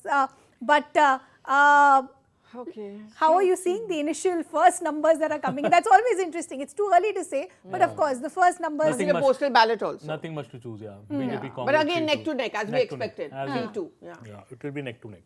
Already getting some reactions coming in. I was just seeing a flash on one of our groups where HDK is saying that, nobody has really contacted me so far. What do you think is happening as far as the JDS is concerned? Well, nobody's contacted him because people think that he's not going to get much, I think. So, I think the contact with JDS will only happen once the results are clearer, because contact with JDS also means that are you ready to make Kumaraswamy the CM again and not, no, BJP and Congress don't want to become the CM. So Which I is think why also I think both the parties would obviously want that it's a clear mandate, you know, Yeah. and it's not a khichdi sarkar. And JDS is banking on that luck that, you know, it's going to be no clear majority and one of them is going to need us. So we thought the same in Punjab also. I remember we were all discussing this. whether you Pallavi, need I just Akali Dal. apologize for interrupting. I think you have the Chief Minister speaking. Let's just try and listen in. ಜನ ಅತ್ಯಂತ ಶಾಂತದಿಂದ ಮತದಾನ ಮಾಡಿದ್ದಾರೆ. ಇದೊಂದು ವೈಶಿಷ್ಟ್ಯ ಕರ್ನಾಟಕದ. ಎಷ್ಟೇ ತೀವ್ರವಾದ ಪೈಪೋಟಿ ಇದ್ದರೂ ಕೂಡ ಶಾಂತದಿಂದ ಮತದಾನ ಮಾಡಿದ್ದಾರೆ. ನಾನು ಅವರಿಗೆ ಕೃತಜ್ಞತೆಯನ್ನು ಹೇಳ್ತೀನಿ. ಈ ಚುನಾವಣೆ ಎಣಿಕೆಯ ಸಂದರ್ಭದಲ್ಲೂ ಕೂಡ ಶಾಂತಿ ಸುವ್ಯವಸ್ಥೆ ಅನ್ನು ಎಲ್ಲರೂ ಕೂಡ ಎಲ್ಲ ರಾಜಕೀಯ ಪಕ್ಷಗಳು ಕೂಡ ಕಾಪಾಡ್ಕೋಬೇಕನ್ನುವಂಥ ವಿನಂತಿಯನ್ನು ಕೂಡ ನಾನು ಮಾಡ್ತೀನಿ. ಈಗಾಗಲೇ ಏನು ಸಮ್ಮಿಶ್ರ ಸರ್ಕಾರ ಬರ್ತದೆ ಆ ಪರಿಸ್ಥಿತಿ ನಿರ್ಮಾಣವಾಗ್ತದೆ ಅನ್ನುವಂಥ ವಿಶ್ಲೇಷಣೆಗಳು ನೋಡಿ, ಇದೆಲ್ಲವೂ ಕೂಡ ರಿಸಲ್ಟ್ ಮೇಲೆ ಅವಲಂಬಿತವಾಗಿರುವಂಥದ್ದು. ನಾನು ಹೇಳಿದೆ ಕೆಲವೇ ತಾಸುಗಳಲ್ಲಿ ನಿಜವಾದಂಥ ಅಂಕಿ ಅಂಶಗಳು ಕೂಡ ಬರ್ತವೆ. ಅದರ ಆಧಾರದ ಮೇಲೆ ಮುಂದಿನ ರಾಜಕೀಯ ಬೆಳವಣಿಗೆ ಆಗುವಂಥ ನಿರೀಕ್ಷೆ ಇದೆ. ನಮಗೆ ವಿಶ್ವಾಸ ಇದೆ, ನಮ್ಮ ಪಕ್ಷಕ್ಕೆ ಸಂಪೂರ್ಣವಾದಂಥ ಬಹುಮತ ಬರ್ತದೆ ಅಂತ ಸಂಪೂರ್ಣ ವಿಶ್ವಾಸ. JDSನವರು ಏನಾದರೂ ಸಂಪರ್ಕದಲ್ಲಿದ್ದಾರಾ? ಇಲ್ಲ ನಾವು ಯಾವುದೂ ಸಂಪರ್ಕ ಮಾಡಿಲ್ಲ ಇದುವರೆಗೆ. Yeah, today is a big day for Karnataka. People will be giving their verdict for the future 5 years of Karnataka in terms of development and stable government. And I am confident that Bharatiya Janata Party will have absolute majority and give a stable government where a new Karnataka with all development included, inclusive development, will be possible. And I thank the people of Karnataka for voting very, very peacefully. Similarly, I appeal to all political parties that let the counting be peaceful and everybody should take results in their own stride. Sir, your own minister. So, a confident Chief Minister Baswaraj Bommai there speaking just as counting has begun. Still very early leads that are coming in as far as those 224 seats are concerned. As we've been saying, it's a do-or-die battle for all political parties involved. It is a contest between the BJP and the Congress. For the BJP, as we've been saying, they would want to retain power to ensure that they still have a foothold as far as the southern part of the country is concerned. And for the Congress, as we were discussing earlier, it's a fight as far as survival is concerned, for being relevant as far as the electoral future of the country is concerned, and also as far as the future prospects for the party are concerned. Now, before we get more clarity, okay, I think we're starting to get some sort of clarity of where these numbers are coming from. So, Aman, this is the first one where we've got one Baswaraj Bommai from Shigao is the first number that we're getting some clarity with. He's leading. Yeah, expected. Expected, yeah. Let's try and see if we're getting some other numbers also where we're getting clarity. This is, okay, Sitaramai, this is Varuna, I think. This is Varuna, yeah, correct. How are you seeing the trends that are already coming in? Expected ones that we are seeing already? Yeah, it's all very tight. 17, 16. Well, JDS has opened his account. It's got 2 now. We've got Shorapur also, again, as far as the BJP is concerned. But let's try and see as far as the JDS account is concerned. This is, I think, Gurmit Kal. Yeah, this is also JDS seat. This is a JDS seat, yeah. So, I think more or less now that the results are coming, pouring in, it's more or less 19, BJP has gone up, Congress is up to at 15. More or less are sticking to their areas. How much the other breaches, the other's territory, I think that would become a very important factor. I mean, there's another one that we're getting from Chitapur also. Again, as far as the BJP is concerned. Let's try and get the other seats also that we are seeing. But of course, it's still very early as of now. But as look at the numbers, Pallavi, what you were saying, still neck on neck. Do you think it's going to go down to the wire? Is there going to be a cliffhanger? This is exactly what those who are watching the situation are worried about. And I think that's why we were talking about this a short while back, Ridhima. Both the BJP, but more importantly, the Congress knew it's going to be a neck-to-neck battle, which is why they can't even afford one seat to be lost because of some negative campaign or some campaign going wrong. So whether it was the Bajrang Dal thing, whether it was, other things like nationalism and so on. I'll just apologize for interrupting. Greya is giving us some updates. Greya?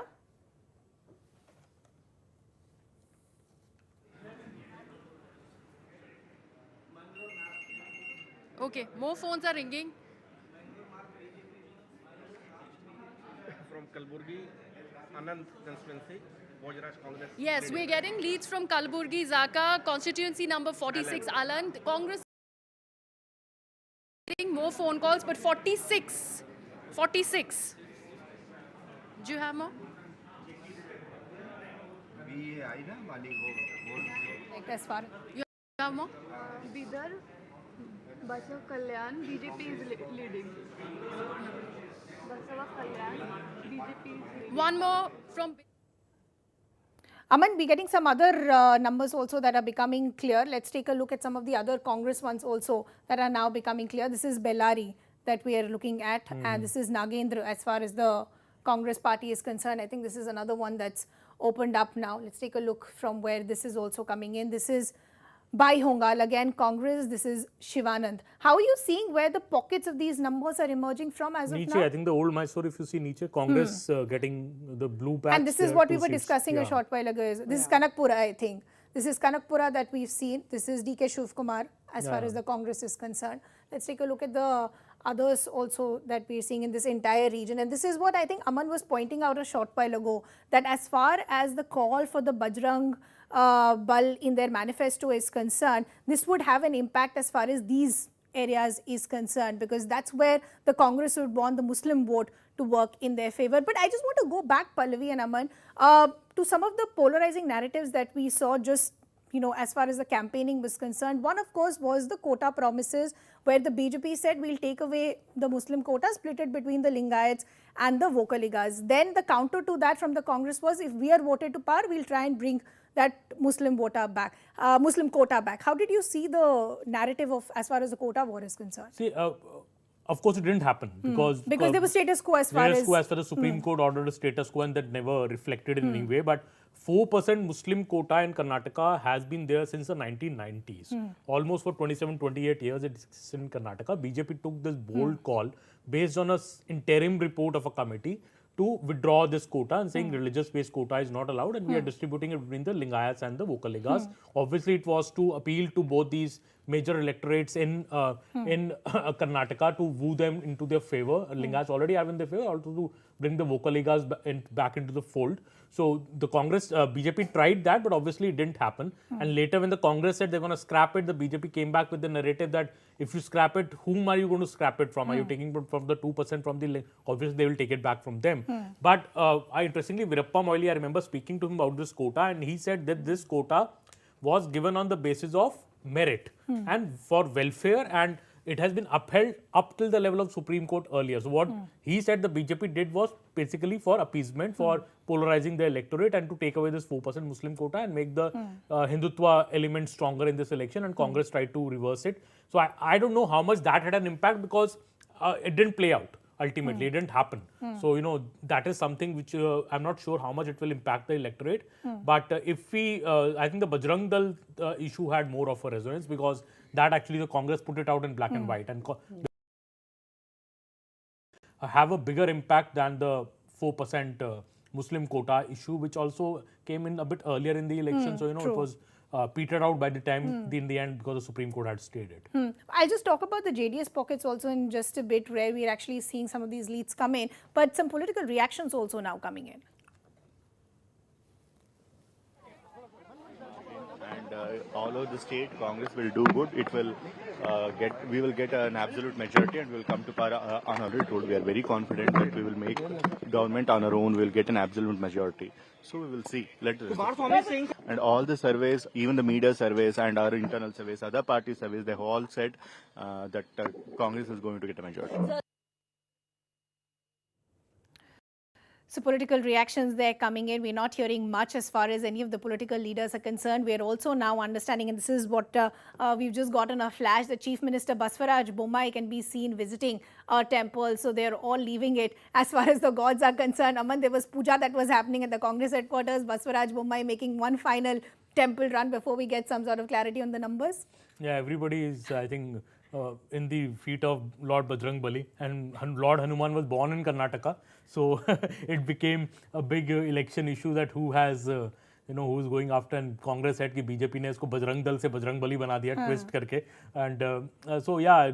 I think if these numbers hold, lot is in the hands of God also. That who forms the next government? It's very neck to neck. Neck 41, to neck. 37. I mean, we expected this. I just want to look at some of the JDS pockets also where we are seeing these numbers come in. One is Hunsur, where I believe there is a JDS win, or at least the leads are coming in as of now. Then there is Piriyapatna as well. Are these some of the areas that Aman and Pallavi you visited? Actually, I haven't gone to any of these areas. I haven't gone to these areas. Mysore I did, yes. So JDS is managing to hold on at least to its bastion, but 11, I mean, it's again very early, but it's so neck and neck between the BJP and Congress. So. Let's look at some of the other areas where we're seeing some sort of numbers coming in as far as the Congress is concerned. This is coming in from Yelburga, where you had Raya Reddy from the Congress party. Some of the other leads that we're getting in is from areas like Maski, there is Lingsugur, there is Shorapur. Which are some of the areas that where the key fights which will be interesting to watch out for? Pallavi, what are the key fights and area constituencies that you're looking at? I would look at Mysore. I think Mysore, I would say, is quite an important area because that's also seen to be the JDS. See, the Congress's fear was always that, and that's where the fight for the Muslim vote came in from because I think the 12 to 13%, if I'm not mistaken, kind of Muslim votes there. So, so the Congress needed the Muslim vote bank, which is why the Congress went, they were caught in a bit of a bind. I mean, the Bajrang Dal was something which was clearly dictated by this belief that the only way we can match and ensure that the JDS is out of the race and is not a threat to us, because the JDS rise is a problem for the Congress party, is actually catered to a minority vote bank, which is the reason why the whole Bajrang Dal thing. But somewhere down the line, the larger picture was missed by the Congress party, and the BJP was very happy watching the Congress press conference on the manifesto thing. So I'll be interested to see how much of the JDS vote is being cut, if at all, by the Congress party, and how much of that benefit really goes to a Congress party. Because with this kind of, I know it's very early, we've just around 13 minutes or 14 minutes into counting. So this is clearly not the real picture. But look how tight it is getting. So JDS not doing well will be better news for the Congress party. How much is the Congress party able to breach the tradition, those territories which has not been theirs? Those are going to be very decisive factors, I think. Yeah, these are still just the postal ballots. Postal ballots, let's be a bit careful, over-analyzing it also.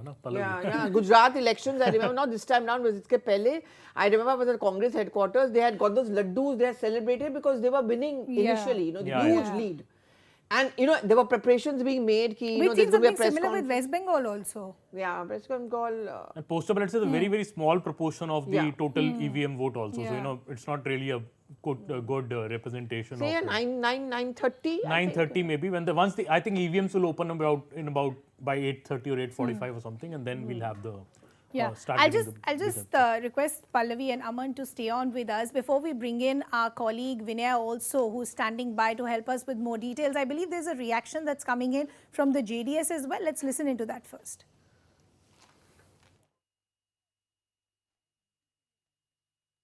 No. You see, we have not decided it, whether we have to go for coalition or we have to go for again election. Because this is verdict, we feel money has been used and they have utilized media, survey.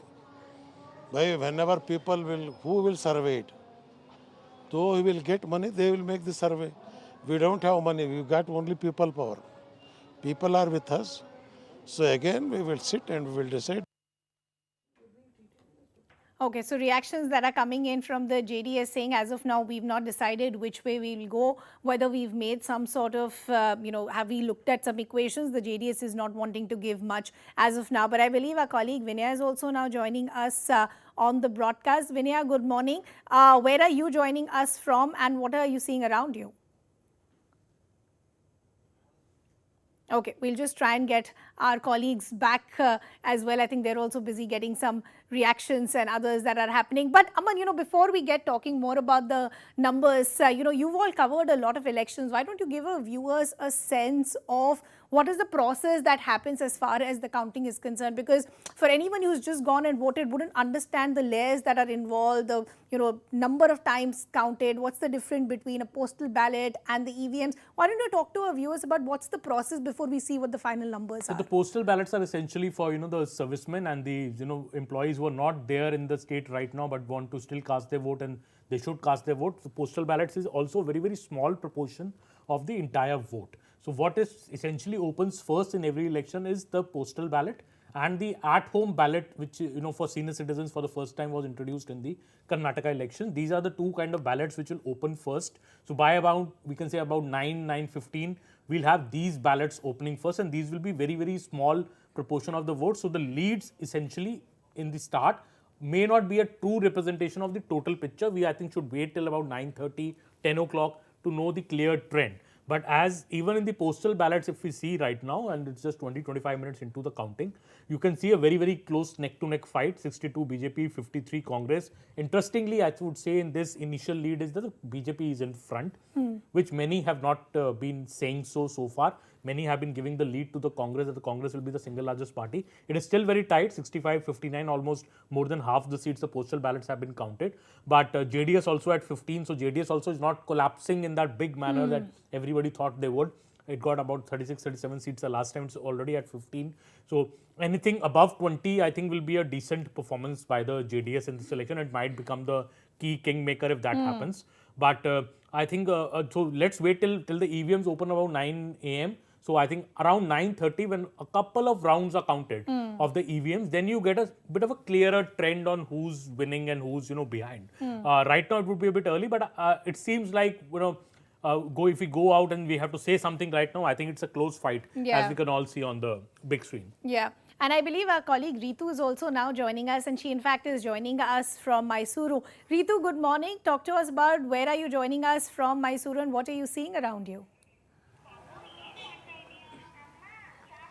Well, so my presence is right now in Mysuru in front of former Chief Minister Siddaramaya's house that I'll try and show you the visuals over here. Right now it looks completely calm because the curiosity is all on the numbers, where the leaders are all inside the house, the eyes on the television, they're trying to see what exactly is happening, what the up and down with the numbers in fact. So that's the number game that we're talking about today. But meanwhile, you can also see a poster right there of Dhruva Narayan, who's the Dalit leader of the Congress. Remember, he died in the month of March, and his son was given a ticket, Darshan Narayan from Nanjangudu, again from the Mysuru. So there you see the postal still stands in front of Siddaramaya's house. But while that, as said, the leader is inside, curious about the numbers, who has been very confident, saying that his party is going to win, and he will also be winning in the Varuna constituency against Somanna, where the BJP has fielded in a Lingayat strongman. But however, CNN News 18 also spoke to Siddaramaya's son Yatindra. Well, he was also very confident, saying that the Congress is going to win and doesn't matter what the BJP has to say, the BJP leaders have to say about Varuna constituency, which he had actually given it to his son. In fact, Yatindra, who has given the seat to his father Siddaramaya, says that he's confident that he'll be winning here in his constituency as well as in the state too. But when we spoke about the alliance on the with the JDS, you see Yatindra says that so far there hasn't been such sort of talks. If that the High Command had a conversation, then he's not aware about it clearly. But however, it all depends on the number, but there won't be such chance at all is what Yatindra had discussion about the CM faced, because Siddaramaya had also said that he's a strong aspirant to become Chief Minister this time, and he's also declared that it's going to be his last election. So all eyes on that as well, that how is the party going to respond to his demand there. But however, Yatindra says that yes, he has that desire that as a son he wants to see his father becoming Chief Minister, because there's a lot that he's yet to contribute to the state as well and to the people too.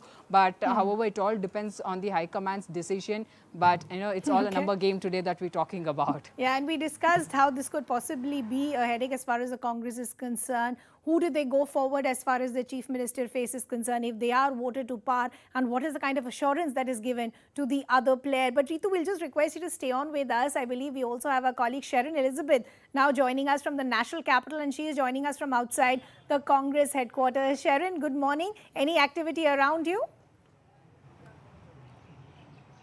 Well, a lot of activity, Ridhima, while there is in fact celebrations going inside the AICC headquarters even before the counting could merely begin. There is in fact full-fledged celebration that is happening with dole and nagadas inside. I'm right outside to show you not just celebration, but there are prayers and havans also in fact underway right here.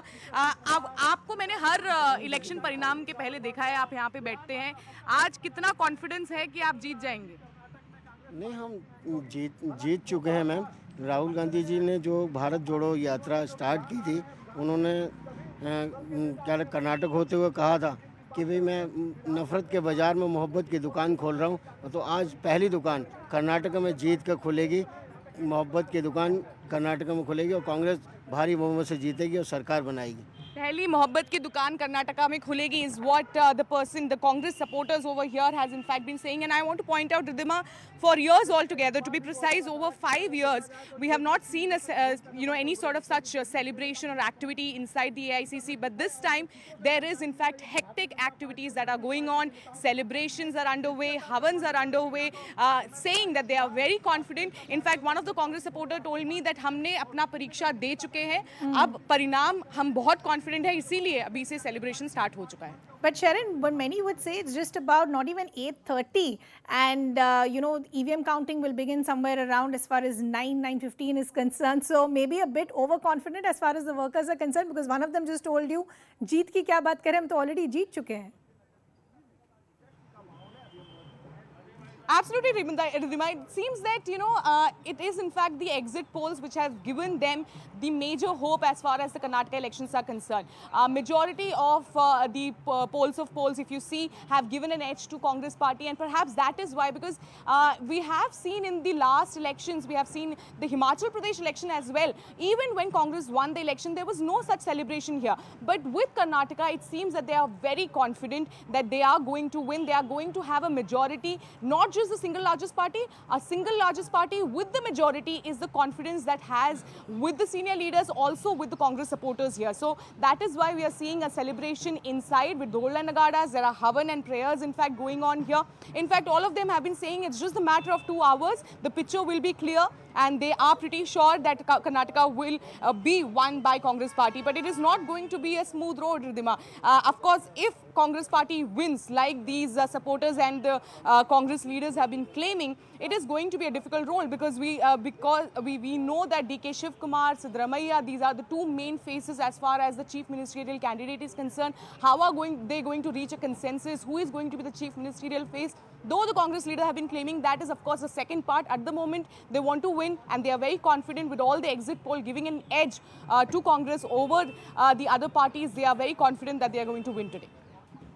Very confident they are going to win today, says Sharon. That's the mood outside the AICC headquarters here in the national capital. Sharon, we'll just request you to stay on with us. We'll request Ritu also to stay on with us. But Pallavi, what did you make of that very interesting poster that was outside the AICC headquarters? Nafrat ke bazaar mein pyar ki dukaan. And dukaan khul gayi hai, what that worker said. But see, this is the thing. I mean, who is going to take credit should the Congress party win? Obviously, the Congress party will give the credit to Rahul Gandhi and to the Bharat Jodo Yatra. In a sense, the Bharat Jodo Yatra, I know Jairam Ramesh, all of them went on record to say it's not a political yatra, but it was a political yatra. And whether they like it or not, one of the litmus tests of the yatra, or whether it could bring, say, Siddaramaiah and DK Shiv Kumar together, whether it could enthuse the cadre, will depend on the results. And if Congress party wins in Karnataka, and see now they are kind of little low behind, the gap is widening. So if the Congress party wins in Karnataka, then of course they're going to give credit to Bharat Jodo Yatra. But then if the Congress loses, no one is even going to say anything about the yatra. Then they're going to say, it was not a political yatra. But Aman, some of the pockets that are still giving some clarity, let's look at as far as the Bangalore seats are concerned. We're not seeing a lot of them open up as of now. But if you can see some of the packets as far as the saffron is concerned, we're still waiting for the other seats to also come. Let's look at it area-wise, we'll talk about old Mysuru that we spoke about earlier. But as far as Bangalore is concerned, how do you see it? Well, BJP seems to be having the edge here, and not surprisingly, given the urban areas, urban areas, and especially I think PM Modi's two big road shows through Bangalore, had a massive impact. And BJP is very confident, in fact, that out of the Bangalore seats, it could win a bulk of them this time, and that could also be a gain that they are looking at. But of course, between 8 and 9 a.m. is the toughest time for journalists to give a final trend, because these are postal ballots. So we'll wait for a bit more. But I think Bangalore is somewhere that the region is somewhere where BJP is hoping for big gains. Already the region was Ridhima last time also split between the BJP and the Congress almost evenly. Half of seats were won by the BJP and Congress. But this time the BJP is hoping that it can win more seats in Bangalore. And despite the huge problems that we saw last year in Bangalore in terms of the drainage and the whole mess that happened, but still the BJP is hoping for bigger gains. And as far as the Mysore region is concerned, this is what we were discussing a short while ago, specifically as far as the old Mysore region is concerned. Is this being gained JDS, or is this being gained as far as the Congress party is concerned? It's mostly looking like JDS right now. So they're holding on to their fort as of now, if you go by the initial trend. 19 seats. Which is going to be a worrying sign for the Congress party. If the JDS starts doing well, then the Congress votes get affected, and the Congress would always not want a JDS to do well. But look at the pictures which are emerging from the old Mysore region. And if you just quickly, as of now, as we keep saying, at the cost of sounding repetitive, it's still very early, but even if you compare these numbers to some of the exit poll numbers, the JDS count is still an inch up from what most of the exit polls had given. So it could possibly go down to the wire. Well, I found their campaign, I don't know your experience, Aman, but I found their campaign very muted, very mellow. They were not there up and about, not too many interviews or sound bites apart from, Kumaraswamy and so on and so forth, a handful of JDS spokesperson. So, sometimes these people have their cadre base, the cadre votes, they're dedicated there, and sometimes you don't know, maybe they were actually on the ground quietly doing their work. And as I said, I mean, it's not great news for the Congress party if the JDS starts doing well, because then the Muslim minority vote bank starts getting divided. That is the reason why the Congress party wants to tap that vote bank and wouldn't want the JDS to do well. I want to talk about this particular belt where it looks like, at least as of now, looks like a lot of saffron seats that are being picked up in this particular area. Mumbai, Karnataka has always been BJP's stronghold. Yeah, so look at the seats that you have. You have Kungol, I think, and the other seats like Shigaon that we spoke about a short while ago. This entire belt, and this was very similar in the previous elections as well. What works for the BJP to ensure that they could consolidate some of their seats if these numbers hold? It seems like so far by the postal ballot counting, it seems BJP is holding on to its strongholds. There is no great breach in the BJP's strongholds. And JDS similarly is holding on to its stronghold. JDS ka, that thing is also there. If you go to old Mysore, people, the Vocaliga especially feel ki Gowdas are our leaders. So, हमने इनको vote दिया तो Deve Gowda prime minister बन गए, Kumaraswamy chief minister बन गए. So, in a way, that Vocaliga pride in the Gowda clan, is very much there. And this time also, a 90-year-old plus Devagowda, campaigning in a wheelchair, not being able to campaign much. There was that certain kind of a sympathy also that, we should stand by the family in the difficult time. There was this whole dispute within the family over the Hassan seat. We saw all that. So, I think if JDS gets anything above 25 seats, we may be looking at a hung house in Karnataka.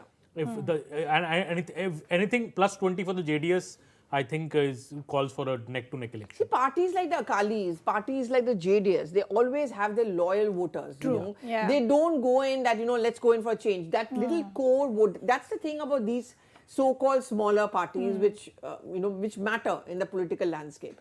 Even if they don't go out and vote or they don't go out and campaign much, but beyond the hype and all that tamasha, there are those dedicated voters who feel that, I cannot breach this loyalty factor. We have to vote for them as long as he's alive or as long as he's around. So that is, you're right. JDS doing well is not going to be good news for the Congress party. And look at the gap. Now between the BJP and the Congress, the gap is increasing even though we are talking about postal ballots right now. I just want to go back to Ritu also, who continues to be with us. Ritu, when we were speaking a short while ago, you were saying political ambitions of each of the Congress leaders, whether it's either Ramaiah or DKS, could be a headache when the Congress party has to decide of who their chief minister face will be. But over the last 2 days, ever since the exit poll numbers started to come out, what have you heard from leaders within the Congress party? One thing is very clear, see, that we do know Siddaramaiah is a mass leader and the kind of popularity that he enjoys across the Karnataka. And top of that, of course, with this kind of verdict coming out, where we're seeing now that the BJP is leading the Congress and the BJP are in a very close fight, but JDS having some around 15 seats at this point in time.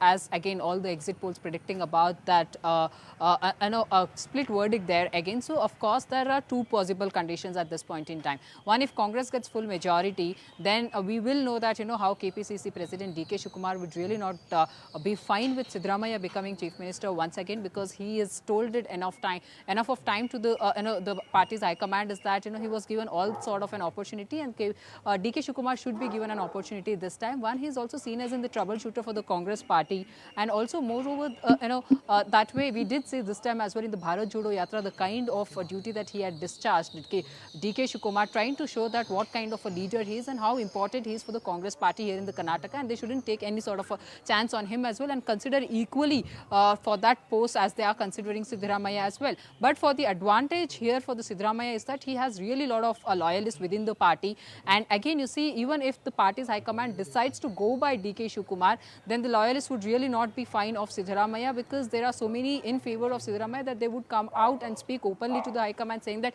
Siddaramaiah should be considered for this post. And on the other side, the second aspect that we're talking about, if there happens to be a coalition government as well, and that we get to see somewhere, if any chance that if this happens, where the Congress and JDS comes into the picture together this time, then again you see the Kumaraswamy would really not be fine with Siddaramaiah, because we do know that what the kind of a cold bond that they both of them have, Siddaramaiah and Kumaraswamy, because they were earlier together in the party, back then in 2000. That's when they were together and things weren't fine with each other. And later point as well, whenever the party's high command told Siddaramaiah to be quiet and maintain that good rapport with the Kumaraswamy, that really did not work out in the Congress party, especially between both these leaders. On the other hand, you see, if the party's high command takes this out saying that DK Shivakumar should be the CM this time, then again you see the Kumaraswamy would really not be fine with it, because if that the party decides on that point, then the Kumaraswamy would have that insecurity saying that he is also a Vokaliga leader, remember, DK Shivakumar, and Kumaraswamy is also a Vokaliga leader. So there you see the Kumaraswamy would come into the picture saying that he cannot become a CM because he is a Vokaliga leader, and tomorrow he might become more over that big leader from the Vokaliga community, which he really would not give that chance or take that risk as well, because he wants to remain the strong leader in the old Mysuru region, from where DK Shivakumar also belongs to.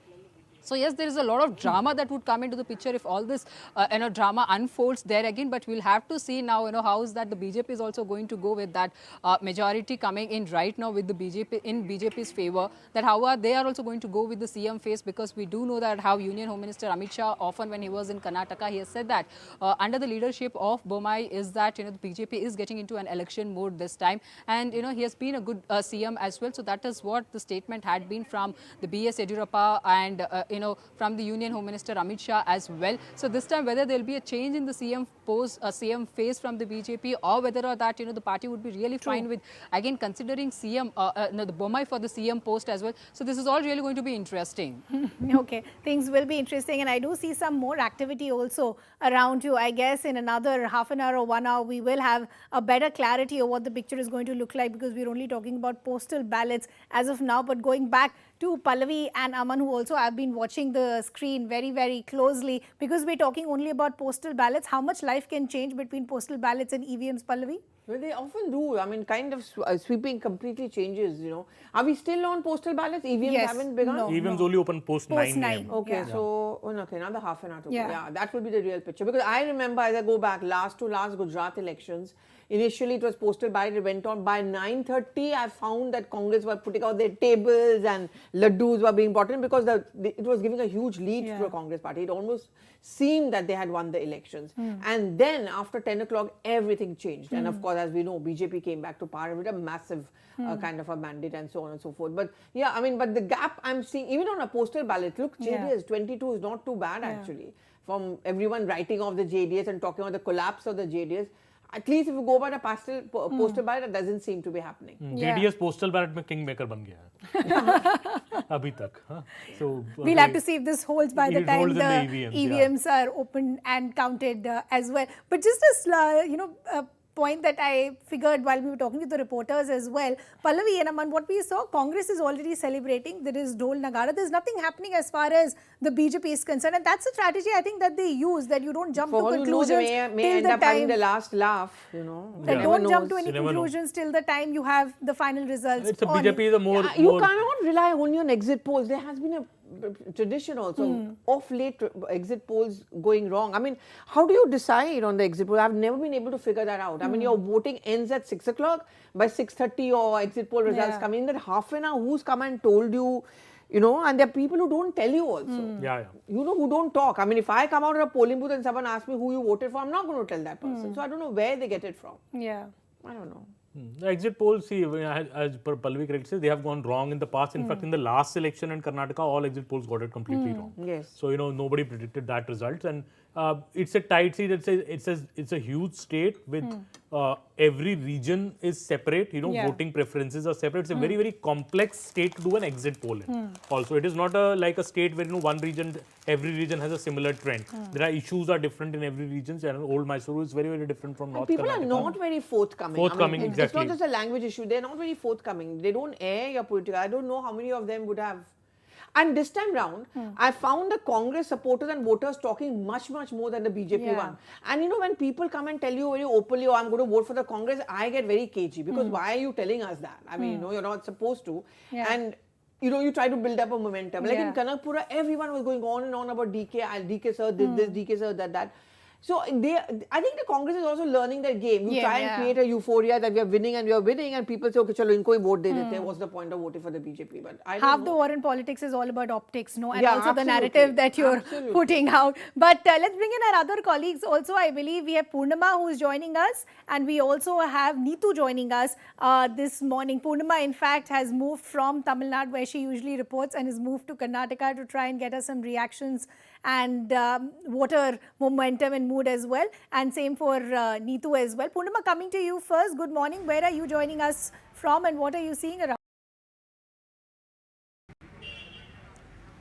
Well, good morning. We are outside Yediyurappa's residence. Yediyurappa has come to Bangalore. He will be here monitoring the numbers, and at around 10:30 there will be some development here.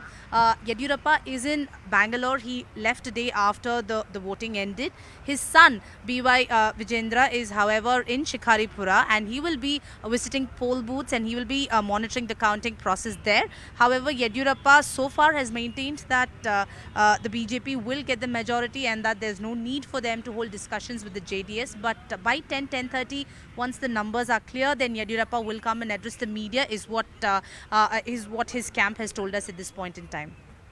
Neetu, coming to you also. Good morning to you also. Where are you coming to us from, and what are you seeing around you?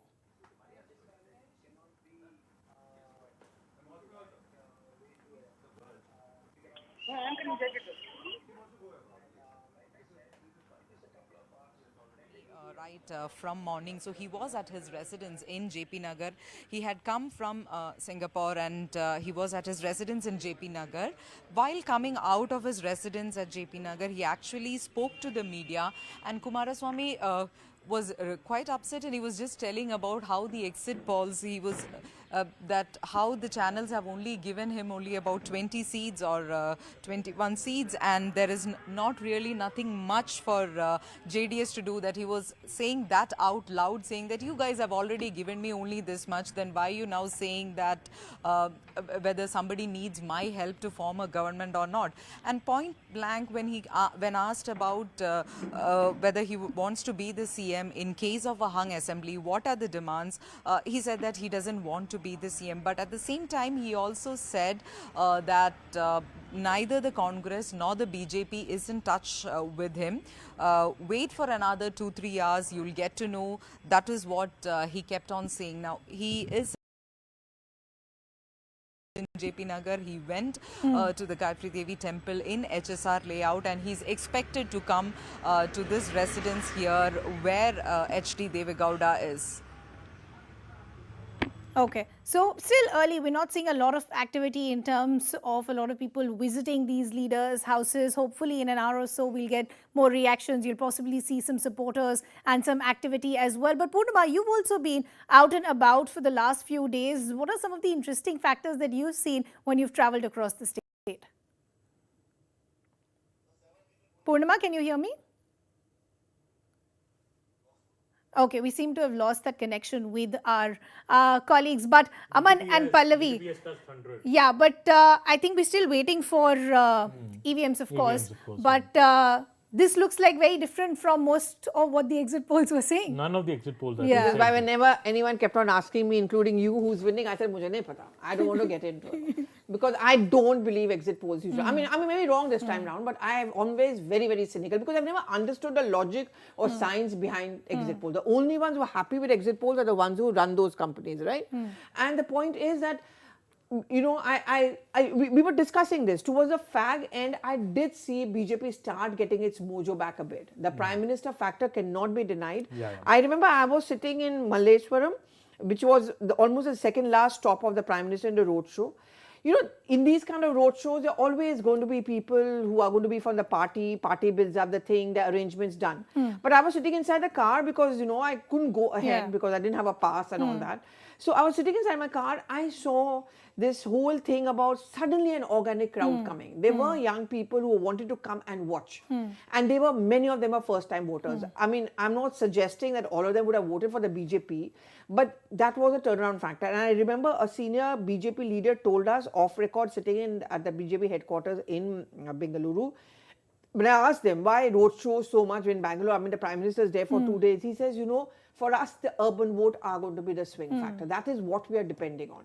And it's not just Bangalore, even bigger cities like Hubli, Dharwad. Hubli is the second largest one. It's again first time young voters.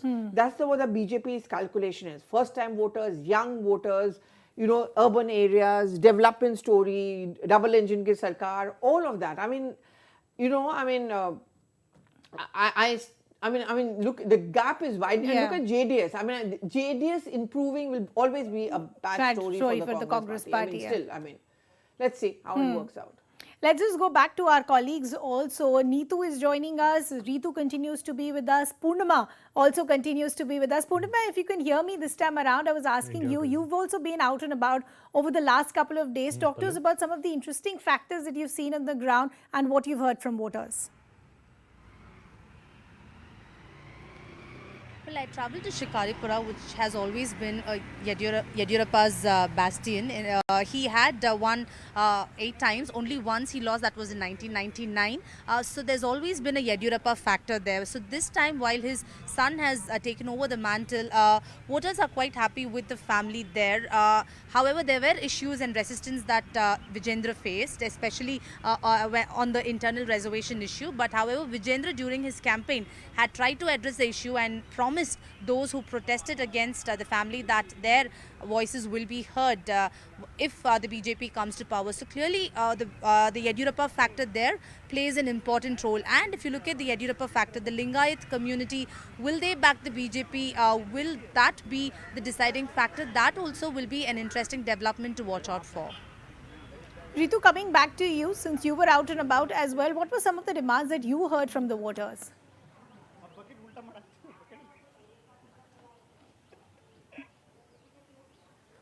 Was that to me? Yes, yes, Ritu, to you. Can you come again? I was just asking, you were also out and about. What were some of the demands that were reiterated by the voters to you? What would they want to see in their government that is elected this time around? See, interestingly, this time when I was in the coastal belt, that has never been a scene earlier actually, but this time there was slightly a change. You see, in Uttar Kannada that we're talking about, Bhatkal or the Karwar, Kumta and the other, in the towns of this particular Uttar Kannada, there we have seen how much of these communal issues have actually come up earlier in the past. But however, this time you see the people itself, they themselves want to work on their image. They don't want to be considered with that kind of violences that had actually erupted earlier, and they don't want that image So what their clear demand this time was that they are looking for a change, and development remains to be their key point as well, where they were talking about the kind of facilities that they need this time, any party who comes to the power. And moreover, you see the kind of issues that the fishermen are actually going through with the kerosene, the kerosene prices being too high, and also the quota that they on regular basis that they are not getting. And that was again their major concern as well. On the other hand, they really need a concrete roads as well, the national highways, proper national highways, hospitals again, the multi-speciality hospitals in specifically, if we really have to talk about that, health sector there, and also the proper education system as well. So these are all their main concerns this time in the coastal belt, where they really want to look forward to a change, to a development remaining their major concern this time. On the other hand, in the other part of the Karnataka,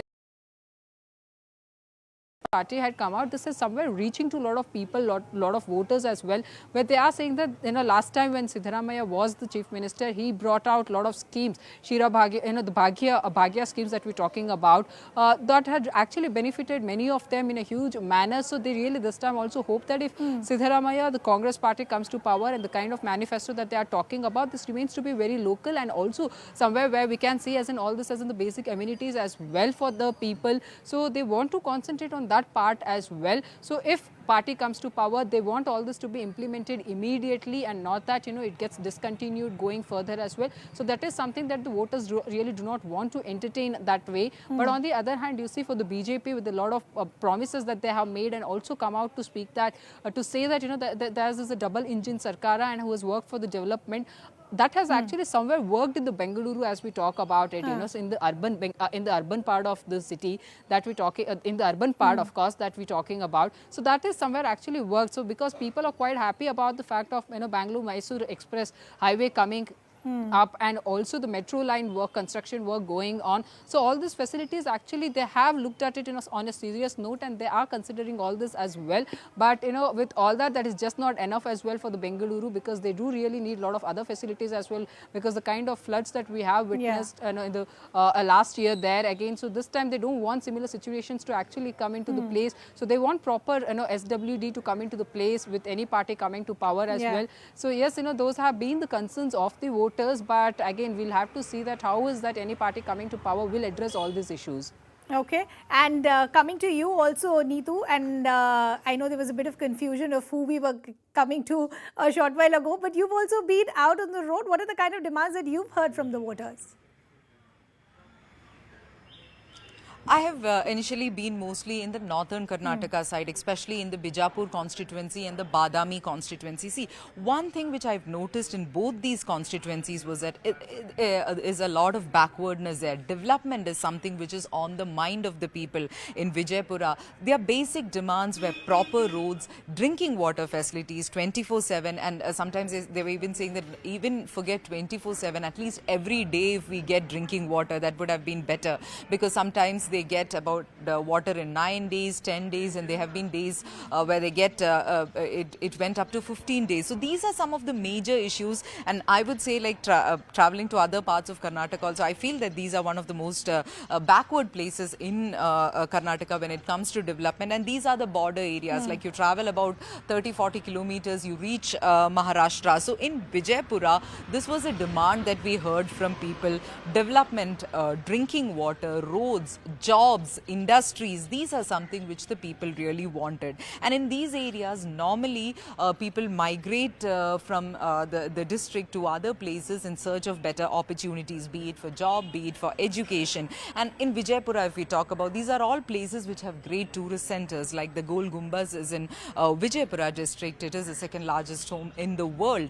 But this kind of tourism is not being promoted, no facilities are provided, no enough travel facilities are provided, no proper hotels or no proper restaurants. Now, when you come to Badami constituency, this was a high-profile constituency because Siddaramaiah was the MLA for the past 5 years. On the ground, when you look at it, there has been some kind of development, but the people were expecting more, because Siddaramaiah is the MLA from there. They were hoping, a former CM, the opposition leader, they were hoping that there will be more development. Tourism is again a very important factor. You have the famous rock cave temples and the Pattadakal temples built during the Chalukya dynasty, and beautiful, mesmerizing monuments there. But they say that even to connect between these monuments, these places, there are no proper transport. People coming there, no buses. People coming there will have to either depend on autos or on taxis, and they charge more. No proper restaurants, no proper stay facilities. So these are some things which people wanted change. The weavers in that area, that is a constituency which also has a lot of weavers. So they were saying that they toil for the entire day, but what they get is about rupees 300 in a day. So they want this condition to change. The threads are costly, the silk is costly, and their finished product is not getting that much of rate. So they want all this condition to change. Development is something which both sides have been asking. Okay. I'll just request our colleagues to stay on with us. I believe our colleagues have also gotten us some reactions coming in. Let's take a look at those conversations as well. How confident is Congress today? And you've also given up your seat for the father in the Varuna. See, all the pre-poll surveys, the exit poll surveys, our own internal surveys, and surveys of other parties, they have all predicted that Congress is going to come to power on its own. We'll get a simple majority. So we're very hopeful and confident. So there's also talks about now that, the Congress party planning for an alliance with the JDS. Is it happening? How is it? Whether there's a plan B as well? As far as I know, with whatever talk I have with the leaders, they are all very confident that we'll get a majority. So right now, I don't think they're thinking about alliance with the JDS government. What will happen if we doesn't get a majority? They're not thinking about that, as far as I know. But if at all, if we don't get a majority, then the leaders will take a call, the Delhi leaders and our state leaders. So whatever they said, we have to follow.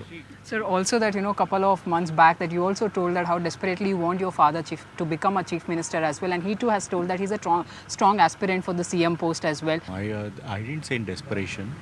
See, as a son, I would like to see him as a chief minister. But also, he has been a tall leader in Karnataka of the Congress party. He has been campaigning extensively throughout the state, and if we get a majority, there will be a major role, major credit has to go to him, because he has voter base in all the constituencies. It's natural that he thinks he should become a chief minister, and we will see what happens. Sir, also that, couple of months back that you also told that how desperately you want your father to become a chief minister as well. And he too has told that he's a strong aspirant for the CM post as well. And again, he being a mass leader as well. How will all this be considered if Congress gets the full majority or simple majority for that matter? No, I didn't say in desperation. See, as a son, I would like to see him as a chief minister. But also, he has been a tall leader in Karnataka of the Congress party. He has been campaigning extensively throughout the state, and if we get a majority, there will be a major role, major credit has to go to him, because he has voter base in all the constituencies. There are voter base who vote only for Siddaramaiah in all the constituencies. So he would play a major role if we get a majority. So it's natural that he thinks he should become a chief minister, and we will see what happens. Okay, reactions there coming in. Aman and Pallavi, it's almost going to be 9, so we'll expect some leads coming in as far as the EVMs also are concerned. But how do you see the numbers as far as the postal ballots are concerned? Every seat's and how lead much is should now we in. make of these numbers? Yeah. Because these, as they're staying quite long. It's almost 9 o'clock, an hour to counting, right? By now, the EVMs should have begun. EVMs will begin by 9 o'clock. It should begin, but right now, also must remember, postal ballots are just, as I think my colleague DP Satish just told me, only 90,000 people have opted for postal ballots. So which also includes those who opted for voting from home. So this is just 1 lakh people ka, in a way, the representation of just 1 lakh. Which is very people, small. Which is very small, very minuscule. So we need to, I think, hold our horses. In all state elections, Congress party always wins the postal ballots. That's the joke. Yeah. They win the postal ballots.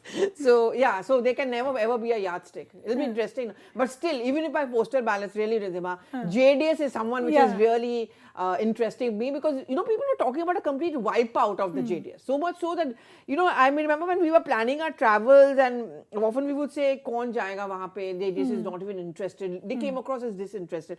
Very interesting. I remember when I first landed in Karnataka, I actually took the Karwar route. So from Goa, incidentally, Goa has a holiday today. So Karwar, so when I entered, the first office of a party I saw was that of Aam Aadmi Party. And then I went to Hubli, and again the first office I saw was of the Aam Aadmi Party. But this is one state election where AAP has just not been there. Yeah. That is one relief for the Congress party, because if AAP... Nobody's eating into your like votes. Gujarat, for example... Punjab we know, but Gujarat, for example, what really hurt the Congress was the AAP. Yeah. I don't know whether this is a tactical move, this is a sign of opposition unity, or what it is, or AAP being caught up with its own problems. But the JDS figures, if from the EVM shows this kind of a rise and performance, then the Congress would still be worried, I'm saying. Yeah, but Aman, what I want to understand, because these are still postal ballots, but if you just look at some of the areas and the pockets, it looks very similar to what we'd seen in the last elections. And the reason that I'm asking you this is the Congress's criticism against the BJP had been that the only work that the BJP knows is to polarize the narrative, whether it's hijab, whether it's halal, whether it's as far as the Kota Rao is concerned, and none of that will have a resonance as far as the voter is concerned. But if you see some of these patterns that are now emerging, it looks like all of that, if these numbers hold, again repeating, postal ballots to EVM, a lot could change. But if these numbers hold, it possibly looks like a polarizing narrative could work as far as politics of Karnataka is concerned. Is that a reality that people will have to live with? It seems so. It seems so, Ridhima. And now you see, even in postal ballots, the Congress is up at 107 and BJP is down to 89. So, this has changed very quickly, and let's see what the EVMs hold in for. But I think most, if you go just by the postal ballots, I think parties are holding on to their strongholds. The JDS is holding on to old Mysore. In Bangalore, if you see, it's still a split worded kind of a thing. But I think the Congress is making some big gains, if you see in the bottom, the south region. Here you see this almost looks like a Congress, a lot of domination there. And increasingly, I think also in the northern Karnataka parts, I think that is the region that, northern Karnataka has, I think Kittur and Kalyan Karnataka together have 90 seats. And if I remember, the Axis poll has given them 60 out of the 90 seats. So that's a big number. Congress really needs to do well there. Even here, Congress seems to be, Central Karnataka Congress seems to be doing well. So clearly it seems that, even in the postal ballots now, Congress is getting a lead, and we have... And I just want to actually just do some regions as of now, as we were just talking about Central Karnataka as well. But let's just look at, some other areas also where we can just try and understand what's happening as far as the numbers are concerned. And Coastal.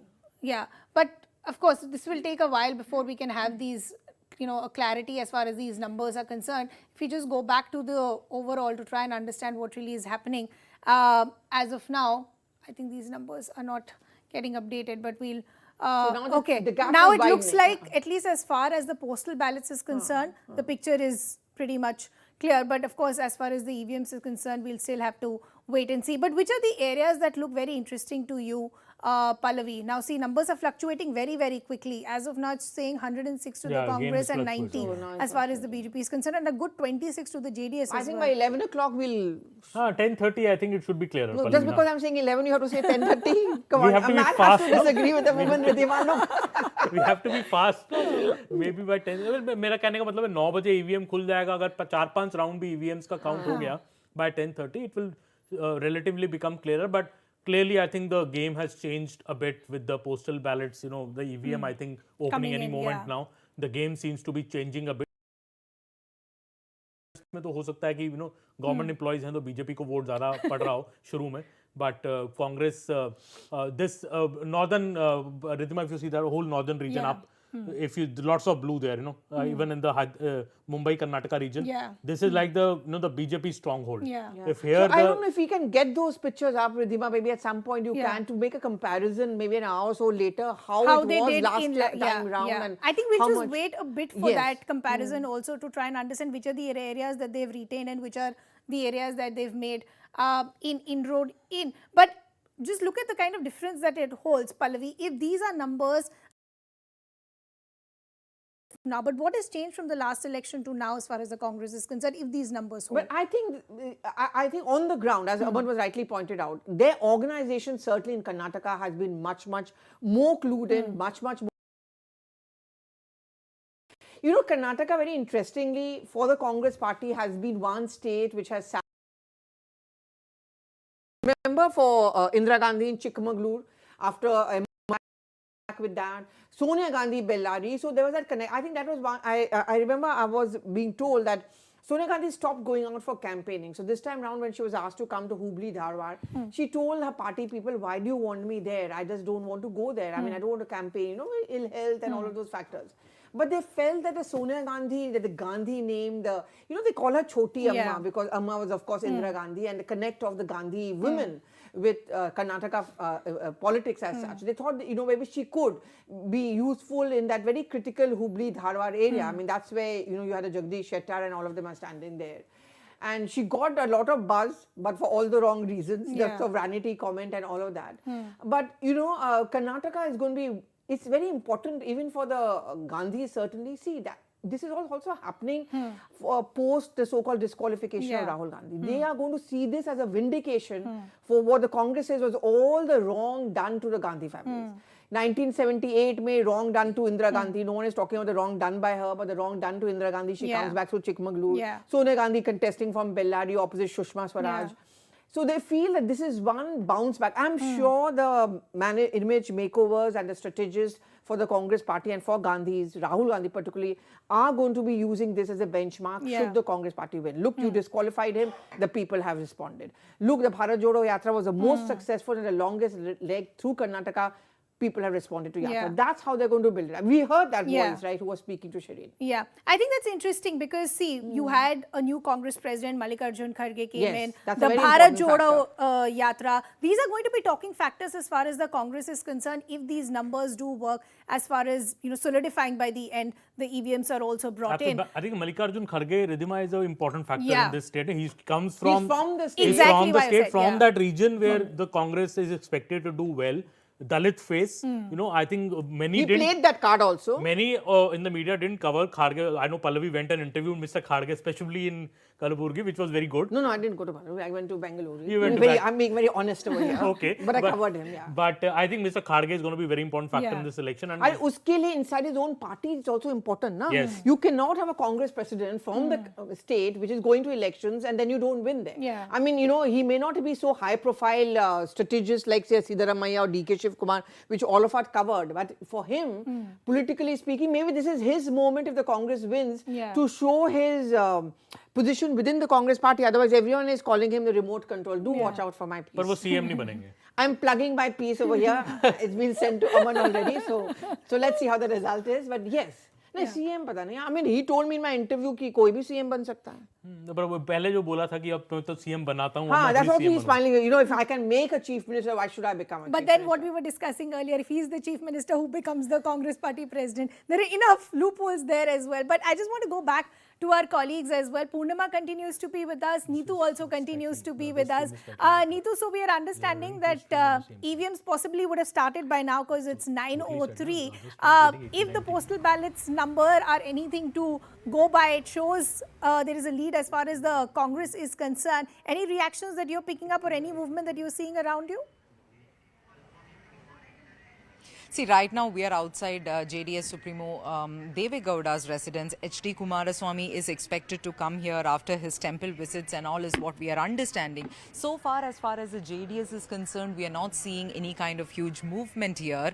No party workers or anyone here outside the residence.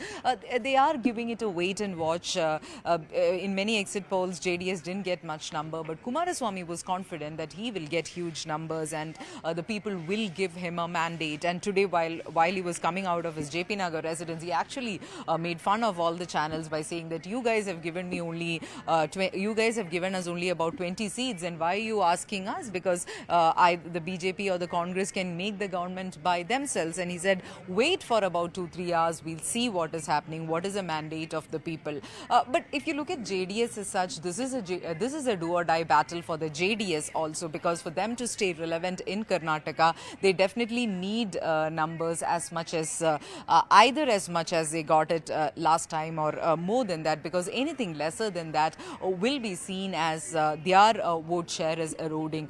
They were hoping to be the king or the kingmaker in this election. In case of a hung assembly, we all know that JDS becomes very important. So point blank, we asked a question to Kumaraswamy also whether he would like to be the chief minister if there is a hung assembly, and he said that he doesn't want that, or he hasn't made any demands. He went on to say that neither the Congress nor the BJP has got in touch with them. But if you look at Ramnagara constituency also, where his son Nikhil Kumaraswamy is contesting, this has been like a safe haven, a constituency for the JDS, not just the JDS but the entire family also, because right from Devagowda to Kumaraswamy to Anita Kumaraswamy and now Nikhil Kumaraswamy is contesting from there. So when we went around that constituency also, what we saw was that amongst the youngsters there is a feeling that this family has been ruling this place for quite some time, but there has not been much of development. They come here during functions or during elections, and went on to say, there was youngsters when we spoke to, they went on to say that till like if we need some higher education also, we need to depend on either Bangalore or Mangalore. So that is the situation in Ramnagara. So youngsters are saying that they would like some kind of a change, but once you talk to somebody like about a 35 or a 40 plus, they still go back to say that, oh no, Kumaraswamy has done much, or this entire family has done much. But even there we could sense that there is some slight changes, even though it's a safe haven for the Gowda family. Okay, so as of now, outside, there's no movement happening as far as the JDS is concerned. Purnima, quickly coming to you also, any reactions that you're picking up or any movement that you're seeing, considering the fact the EVMs would have also been opened up by now and the counting would have started with the EVMs as well?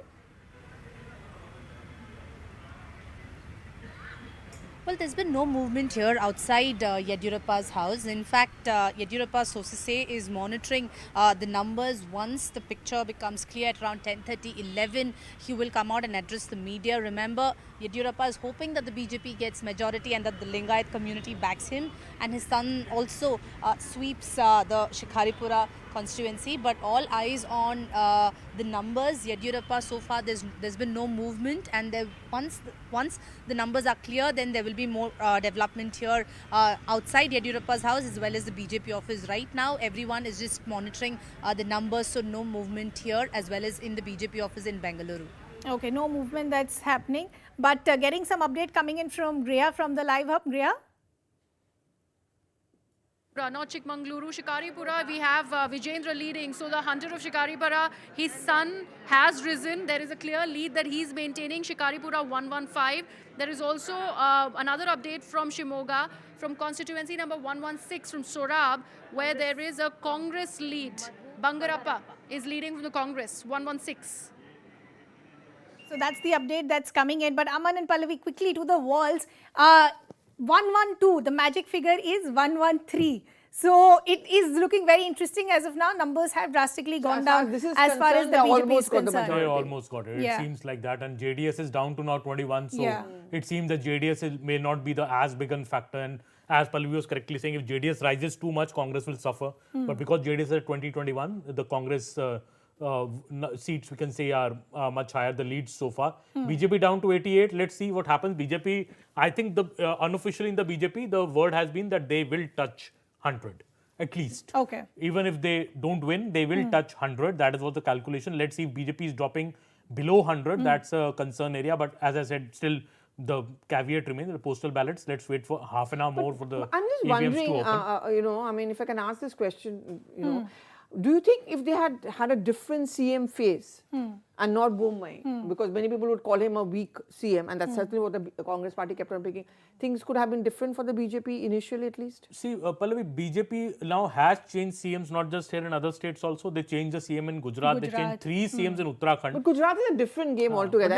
It's just Modi factor. It's just Modi factor. I agree with you. But in Uttarakhand they won by even changing 3 CMs.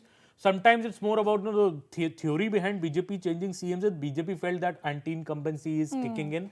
So let's change the CM. Let's stop damage before the damage happens. So bring in a fresh face. Maybe there'll be less anti-incumbency.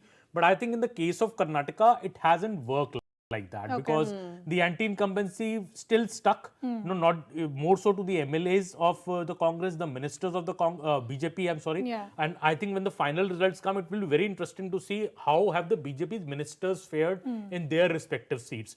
I suspect many of the BJP ministers may actually lose because they had turned extremely unpopular on the ground. The MLAs were a lot of anti-incumbency against them. And all of that, obviously, the CM became the face of it. Yeah. Because people thought he's an ineffective CM. Ye control nahi kar. That narrative had set in. So will BJP pay a price for that? I agree that, changing Yedurappa at all necessary.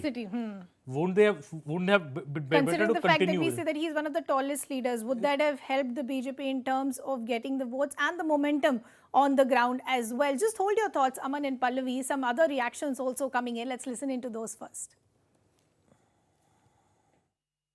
Not only this time, even earlier elections also. Our cadre, they used to get all the feedback after the boxes are sealed and taken away. So day before yesterday night, we got all the reports from the ground. Certainly, they are hopeful that we will go beyond 115, 120. There will be no doubt that as far as absolute majority is concerned, certainly we will get it. So, we don't want to comment about anything as far as the alliance is concerned till the results comes out. Okay, so nobody wanting to say much, but just keep your eyes close to as far as the wall is concerned. Just we are short as far as the halfway mark is concerned, and once these numbers reflect, and if the Congress does cross that, then that will be an interesting story to watch out for as well. But just going back, Aman and Pallavi. Okay, I'll just request you to stay on with us. I think Greha has an update for us. Greha? Now 5795, the number of votes that have been counted.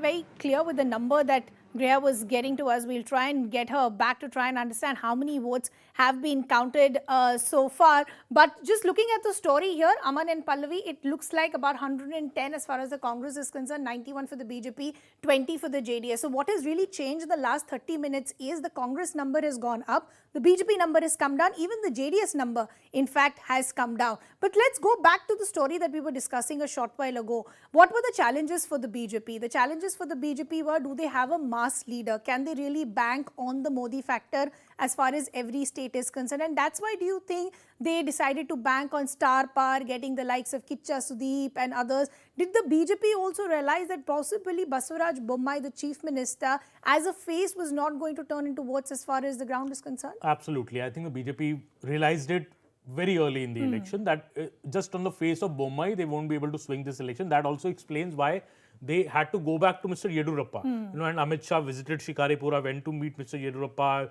and Vijendra, his son, and BJP made it very clear that it is Yedurappa who's leading the campaign, who will do the maximum rallies across the state. I think in the end, maybe Yedurappa has covered the state more than even B.S. Bommai in the campaign. So clearly, because Yedurappa was their tallest face, and clearly he went into the election like that, going beyond. But the challenges obviously remained on the face that, because in a state election, it is very important that who your CM face is. People ultimately are looking at that.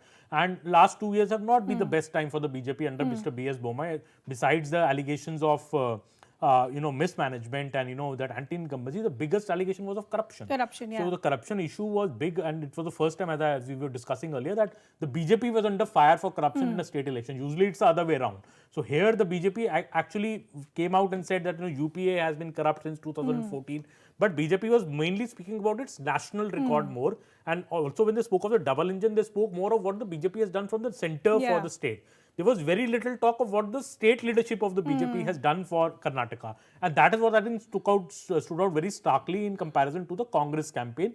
Congress was speaking more and more about Local the state, issues. the local issues. Yeah. You know, हम ये guarantee देंगे, हम 2000 रुपए देंगे, हम 10 kg free rice देंगे, हम employment generate करेंगे. BJP Congress campaign very smartly was focused on local issues because they knew that if they take on BJP in a national issue election, that's a battle that they will lose. They can't win. And that's what we were saying earlier, Aman, that, you know, because the issues that the voter looks for in a state and a general election are very different, and that is why their expectations from a state level and a central level government are also very different. But as we are talking, I believe Sharon is now back with us, and there are celebrations that are happening at the Congress headquarters here in the national capital. Sharon, just give us a feel of what's really happening.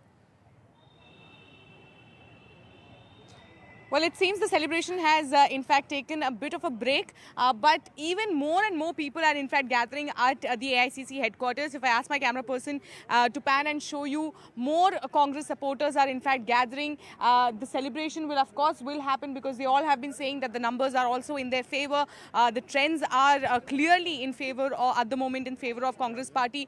We have in fact a number of Congress supporters here. क्या लगता है आप लोगों को, क्या कांग्रेस का आज क्या रहेगा, जीतेगी कि नहीं? इंशाल्लाह उम्मीद पूरी है और उस उम्मीद के साथ हम यहाँ आए हैं, जश्न मना रहे हैं।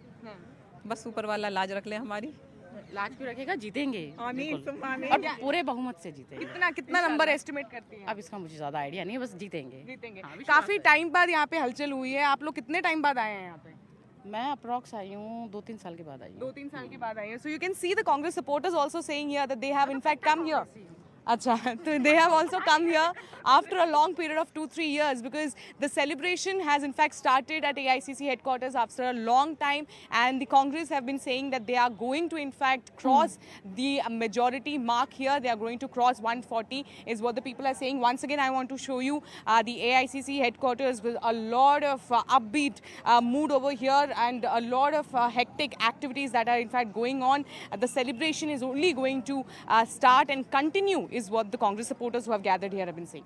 Okay, so the Congress looks upbeat. They've just taken a break as far as the Dhol Nagara is concerned. But just going back to Pallavi and Aman, and Pallavi has just put out an important and interesting bit of information. You have Priyanka Gandhi, Yes, I believe, so at a Hanuman temple. Yeah. Because the criticism when that announcement was made in the manifesto is that this is an anti-Hindu party. Could you just show us those pictures? We've been trying to get the camera to zoom in. I'm sure at some point of time we're going to start putting it up.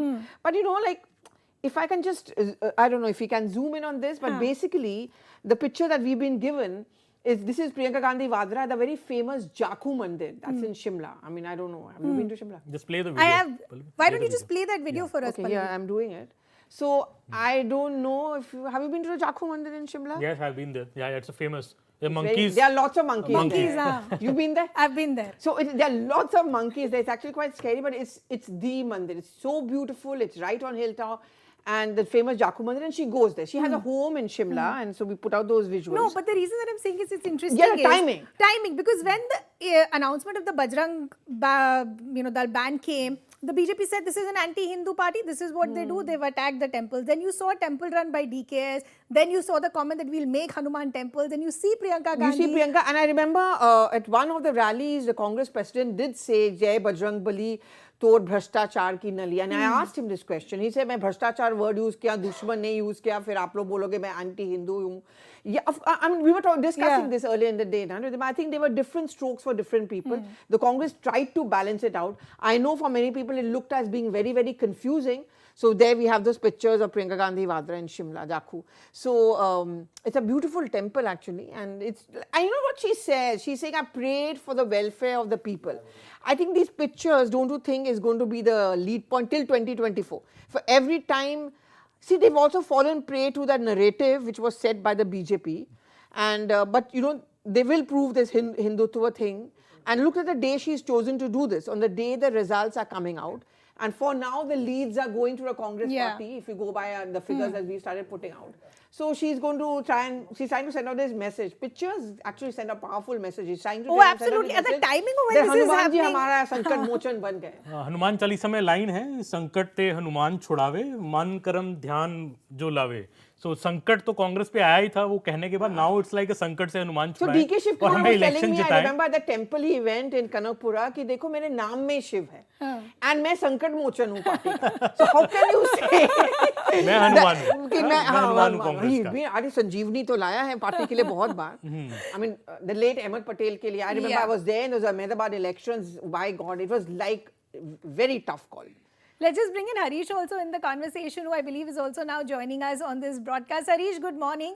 Where are you joining us from? Postal ballot numbers are in. EVM counting has already begun. Where are you joining us from this morning? Well, I'm outside DK Shivkumar's residence here in Bengaluru. Remember, he's one of the claimants for the Chief Minister post if the BJP, if the Congress gets anything above 113.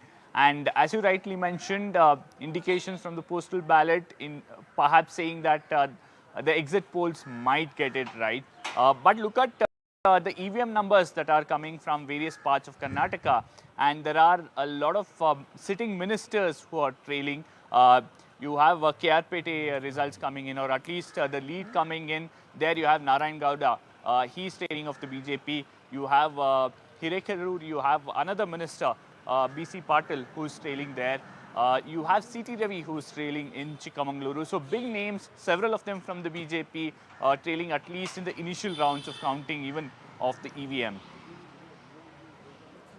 Okay, so Harish is outside DK Shivkumar's residence. He's saying there's not much happening there. But if the exit polls number hold and if the postal ballot numbers also hold, there'll be a lot to celebrate, but also a lot to discuss as far as the Congress party is concerned. Pallavi, you've had a good break. You've been sitting. Come, let's... I feel sorry for you, Ridhima. I know, poor thing. She's been standing for such a long time. But yeah, I mean, look at the numbers which have now started coming up. 108. Guys, it's just a coincidence I'm wearing blue, okay? Please, I don't want to be trolled on this. It would have been interesting if you were wearing orange or any other color. I would have been trolled either which way. So the Congress is at 108. BJP, are these the EVM numbers already? EVM No, so EVM has just started. So this is pretty much still the postal ballot numbers that we're looking at. Well, I mean, if you go by whatever we have now, they're almost inching closer to a simple majority. And you know, this is exact. And DK Shivkumar says 140 is what we are going to be getting. So that is his prediction. And well, yeah, I mean, this is...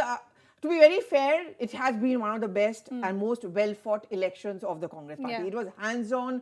No one's ego was allowed to get out of hand, and Congress has plenty of ego. And, you know, they were very, very careful in ensuring that the narrative is captured well.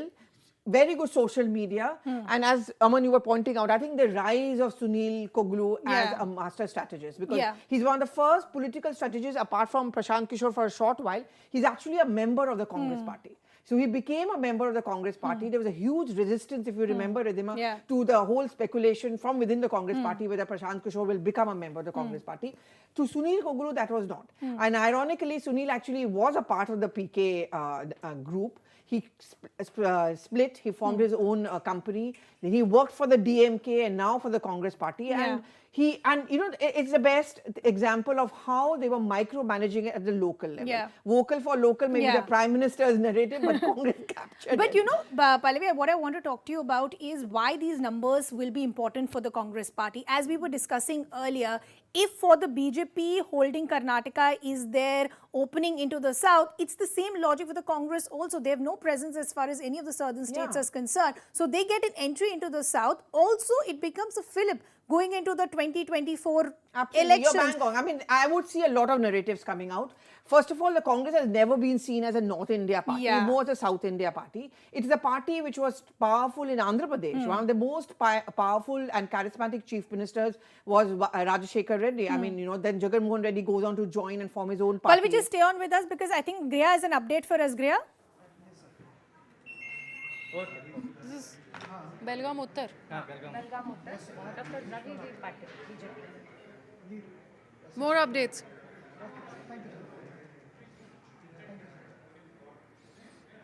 11 लिखना.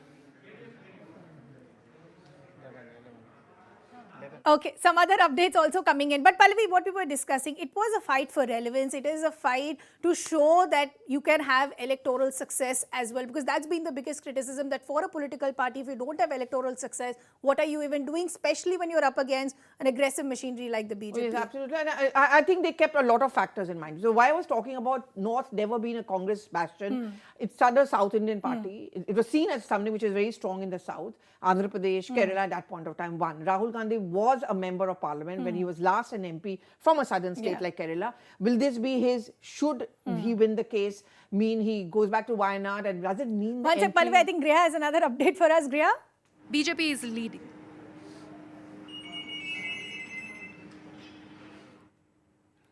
Okay, so Griha is also managing with all the phone calls that are coming in. To pour in yeah, now. so I think the phone calls are also increasing. The numbers will also start to stabilize in a bit. But Aman, numbers at 107 for the Congress, 88 for the BJP. And why this is going to be a setback for the BJP if these numbers do hold is, as we've been saying, one, there is, and taking on from what Pallavi was saying, there had been a sentiment on the ground that is BJP just a North Indian party, and at the minute that you lose Karnataka, that entire sentiment I think will become even more voiced, and then you have more state elections like Rajasthan and others, and of course run up to 2024, that momentum will be lost for the BJP, that how do we make that inroad inside the South? Absolutely, and BJP has, the mission South is very, very crucial to the BJP for 2024 election. We have seen PM's repeated trips to Kerala, to Tamil Nadu, to other southern states. You know, he's holding road shows in these states. So losing Karnataka, I think, is going to be a major, major setback for the BJP. And also the BJP didn't want Congress to win Karnataka because it gives them the moment. Congress gets the momentum from the Bharat Jodo Yatra.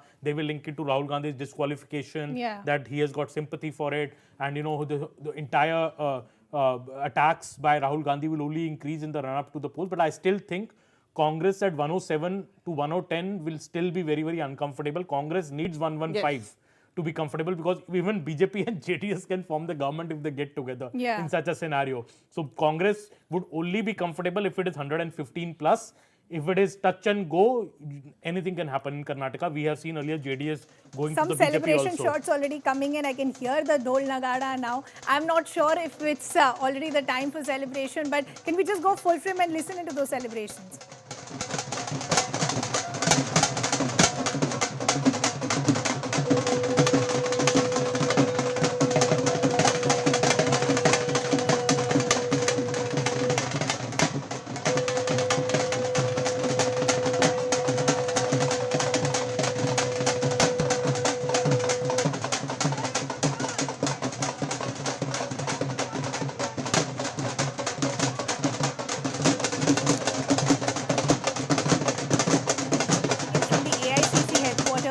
Here in the national capital, where Congress workers have already broken out into a celebration. But let's try and analyze some of the other patterns. On most of those kurtas. So as far as they are concerned, the credit goes to... I wonder if he's going to do a press conference today. Will be interesting to see. Will be interesting to see. The Congress tweeted in the morning, Rahul Gandhi invincible and on the path to success and all of that. So Rahul Gandhi is the leader. No, see, let's not have any doubt well, about to be fair, I mean, let's not be always so thinking about Rahul Gandhi. I mean, I won't say the credit goes completely to the Bharat Jodo Yatra, but you know, even taking a step back as a neta and micromanaging, also thoda bahut credit to hame dena padega. Bilkul. There is no doubt. He made it very clear. I know in those backroom meetings, he made it very clear that, you know, you want to talk about corruption, you want to talk about anything, you don't want to talk about the Adani issue, but we have to talk about corruption. And from here on, if they win Karnataka, corruption is going to be the electoral card for other state elections and also for 2024. Yeah, because Congress ko ye bhi lagta hai ki one second, Aman, I apologize for interrupting. I think Pawan Khera is reacting. Let's listen in. आगे देखिए, बहुत कुछ होना है अभी तो शुरुआत है। भारी बहुमत से हम सरकार बनाने जा रहे हैं, इसमें किसी को कोई संशय नहीं होना चाहिए।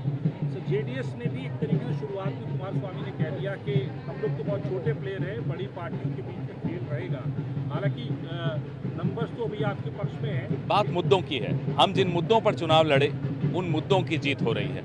भारत जोड़ो यात्रा के वक्त जो मुद्दे शुरू हुए थे, वही मुद्दे पूरे चुनाव के अभियान में भी आपको दिखाई दिए और सुनाई दिए। तो क्या माना जाए कि आप लोगों का जो ये रिजल्ट एक्सपेक्टेड आप लोगों को था, या अभी और भी नंबर आपको लगता है कि मेजॉरिटी प्रूफ आपके पास आएगी? बहुत ही भारी बहुमत से, जैसा कि मैंने आपको कहा, हम सरकार बनाने जा रहे हैं। So how do you see the trends coming in right now from Very encouraging, predictable, but very encouraging.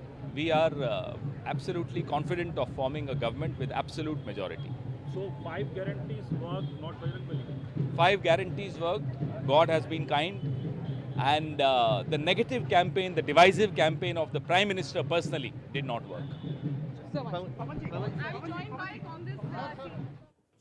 So Pawan Khera also there reacting, saying baat muddo ki thi. So if those numbers do work in the favor of the Congress party, they're saying it's all about the issues that they've decided to speak about. Now that Pallavi's taken a break, Aman has decided to join me. I think they're going to give me company because they're feeling bad for me. But the other update that we're also getting before we analyze some more, Aman, is that Priyank Kharge in fact is leading from the Chitapur assembly seat. And it was interesting to see the kind of attacks that came for Mallikarjun Kharge as well as Priyank Kharge because of the name calling narrative, where the BJP said, see, this reflects the mindset of the Congress party. They want to belittle the position of the Prime Minister. Many question whether this will backfire for the Congress party as well. What did you see that entire political war of words? Not new for any political party, but why does name calling become so prominent as far as election campaigning is concerned? And Riddhima, that name calling never helps the Congress. So I think this is a lesson that Congress will also take from the Karnataka election, especially that personal attacks against the Prime Minister, such kind of personal vile abuses really don't work because Prime Minister,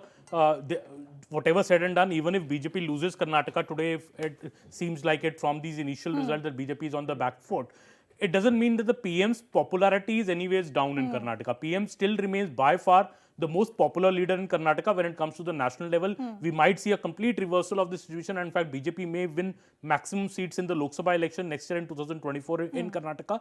So in a way, those personal attacks do not actually, they backfire, and I think Mr. Mallikarjun Kharge realized it quickly when he said that poisonous snake remark. Within 3 to 4 hours he expressed a special regret and tried to put the issue at rest. But we still saw the Prime Minister milking that issue. You know, he went to the election rally. But even there, you know, Aman, it was interesting. On the same day when, as you're rightly pointing out, Mallikarjun Kharge said, I was actually talking about the BJP, not the Prime Minister. But minutes within that, Pallavi, you had a tweet from Priyank Kharge listing out the qualities or whatever he meant at that time, or what qualifies as far as a poisonous snake is concerned. So even then, the messaging that the Congress was sending looked divided. Whether they want to distance themselves from the comment, or whether they want to stay with that was comment. also the intention, you know. You just, one of the best strategies is also to confuse. So I think the Congress party also, I mean, they started talking about, the Prime Minister made a reference to that, na? Ki Neelkant and Shivji ke gale mein saap and all of that. And you had Mallikarjun Kharge being, you know, like the gracious leader by saying, okay, if I've hurt anybody, I've taken it back. The rest of the Congress jumping over, you know, the BJP. And again, Priyanka Gandhi Vadra as being fielded as the most aggressive voice to take on the Prime Minister. She said that PMO gives out a list of 91 instances when we've attacked the Prime Minister. But agar hum chhapna shuru karenge to bahut sare kitabe and mudde pe aaye, Pradhan Mantri ji, patri pe aaye, you know, something like that. So she goes on and on. So she became that face taking on the Prime Minister. And I think that's the calculation. For 2024 elections, you know, she's definitely going to be fielded more and more because there's a sense within the Congress party that if anyone can take on the Prime Minister, it's best that a woman takes on the Prime Minister. Not Rahul Gandhi. Not Rahul Gandhi. I think, see, to be fair to him, it's also a compliment, so I hope his supporters don't see us as trolling him. Priyanka has shifted camp from Rahul to Priyanka's very clearly. In the Pallavi, you mean? Pallavi, you call me Priyanka. Sorry, Pallavi. You should be trolled. No, but just going back to what we were discussing a short while ago, because all of this was happening post the disqualification of Rahul Gandhi, even at that time, the messaging and the narrative that was sent out, and Pallavi reported on it extensively, that even if they put us behind bars, they take everything away from us, we'll keep the fight on. So it was that this is a fight for the country, not just for one person. So if these numbers hold, the narrative that the Congress is going to use every mechanism, agencies, whatever, nothing is going to, you know, take us away from issues as far as the country is concerned. I mean, DK Shivkumar himself is the face of that. I mean, you know, he always said, I mean, he was arrested, he was called actually for ED investigation even in the middle of the Karnataka elections. And he said, you know, that the only reason why I've been arrested is because I did not join the BJP. They're certainly going to use that. I mean, Rahul Gandhi's Twitter handle still calls himself a disqualified MP. They'll say, you tried everything. Disqualify me, but still people voted for me. Bharat Jodo Yatra mein log jud gaye, they voted for me, right? I think obviously the Congress will say all that, but I think that is not the reason why Congress has won Karnataka. I think Riddhima also the elephant. He's already declared they will cite that narrative, but I think that is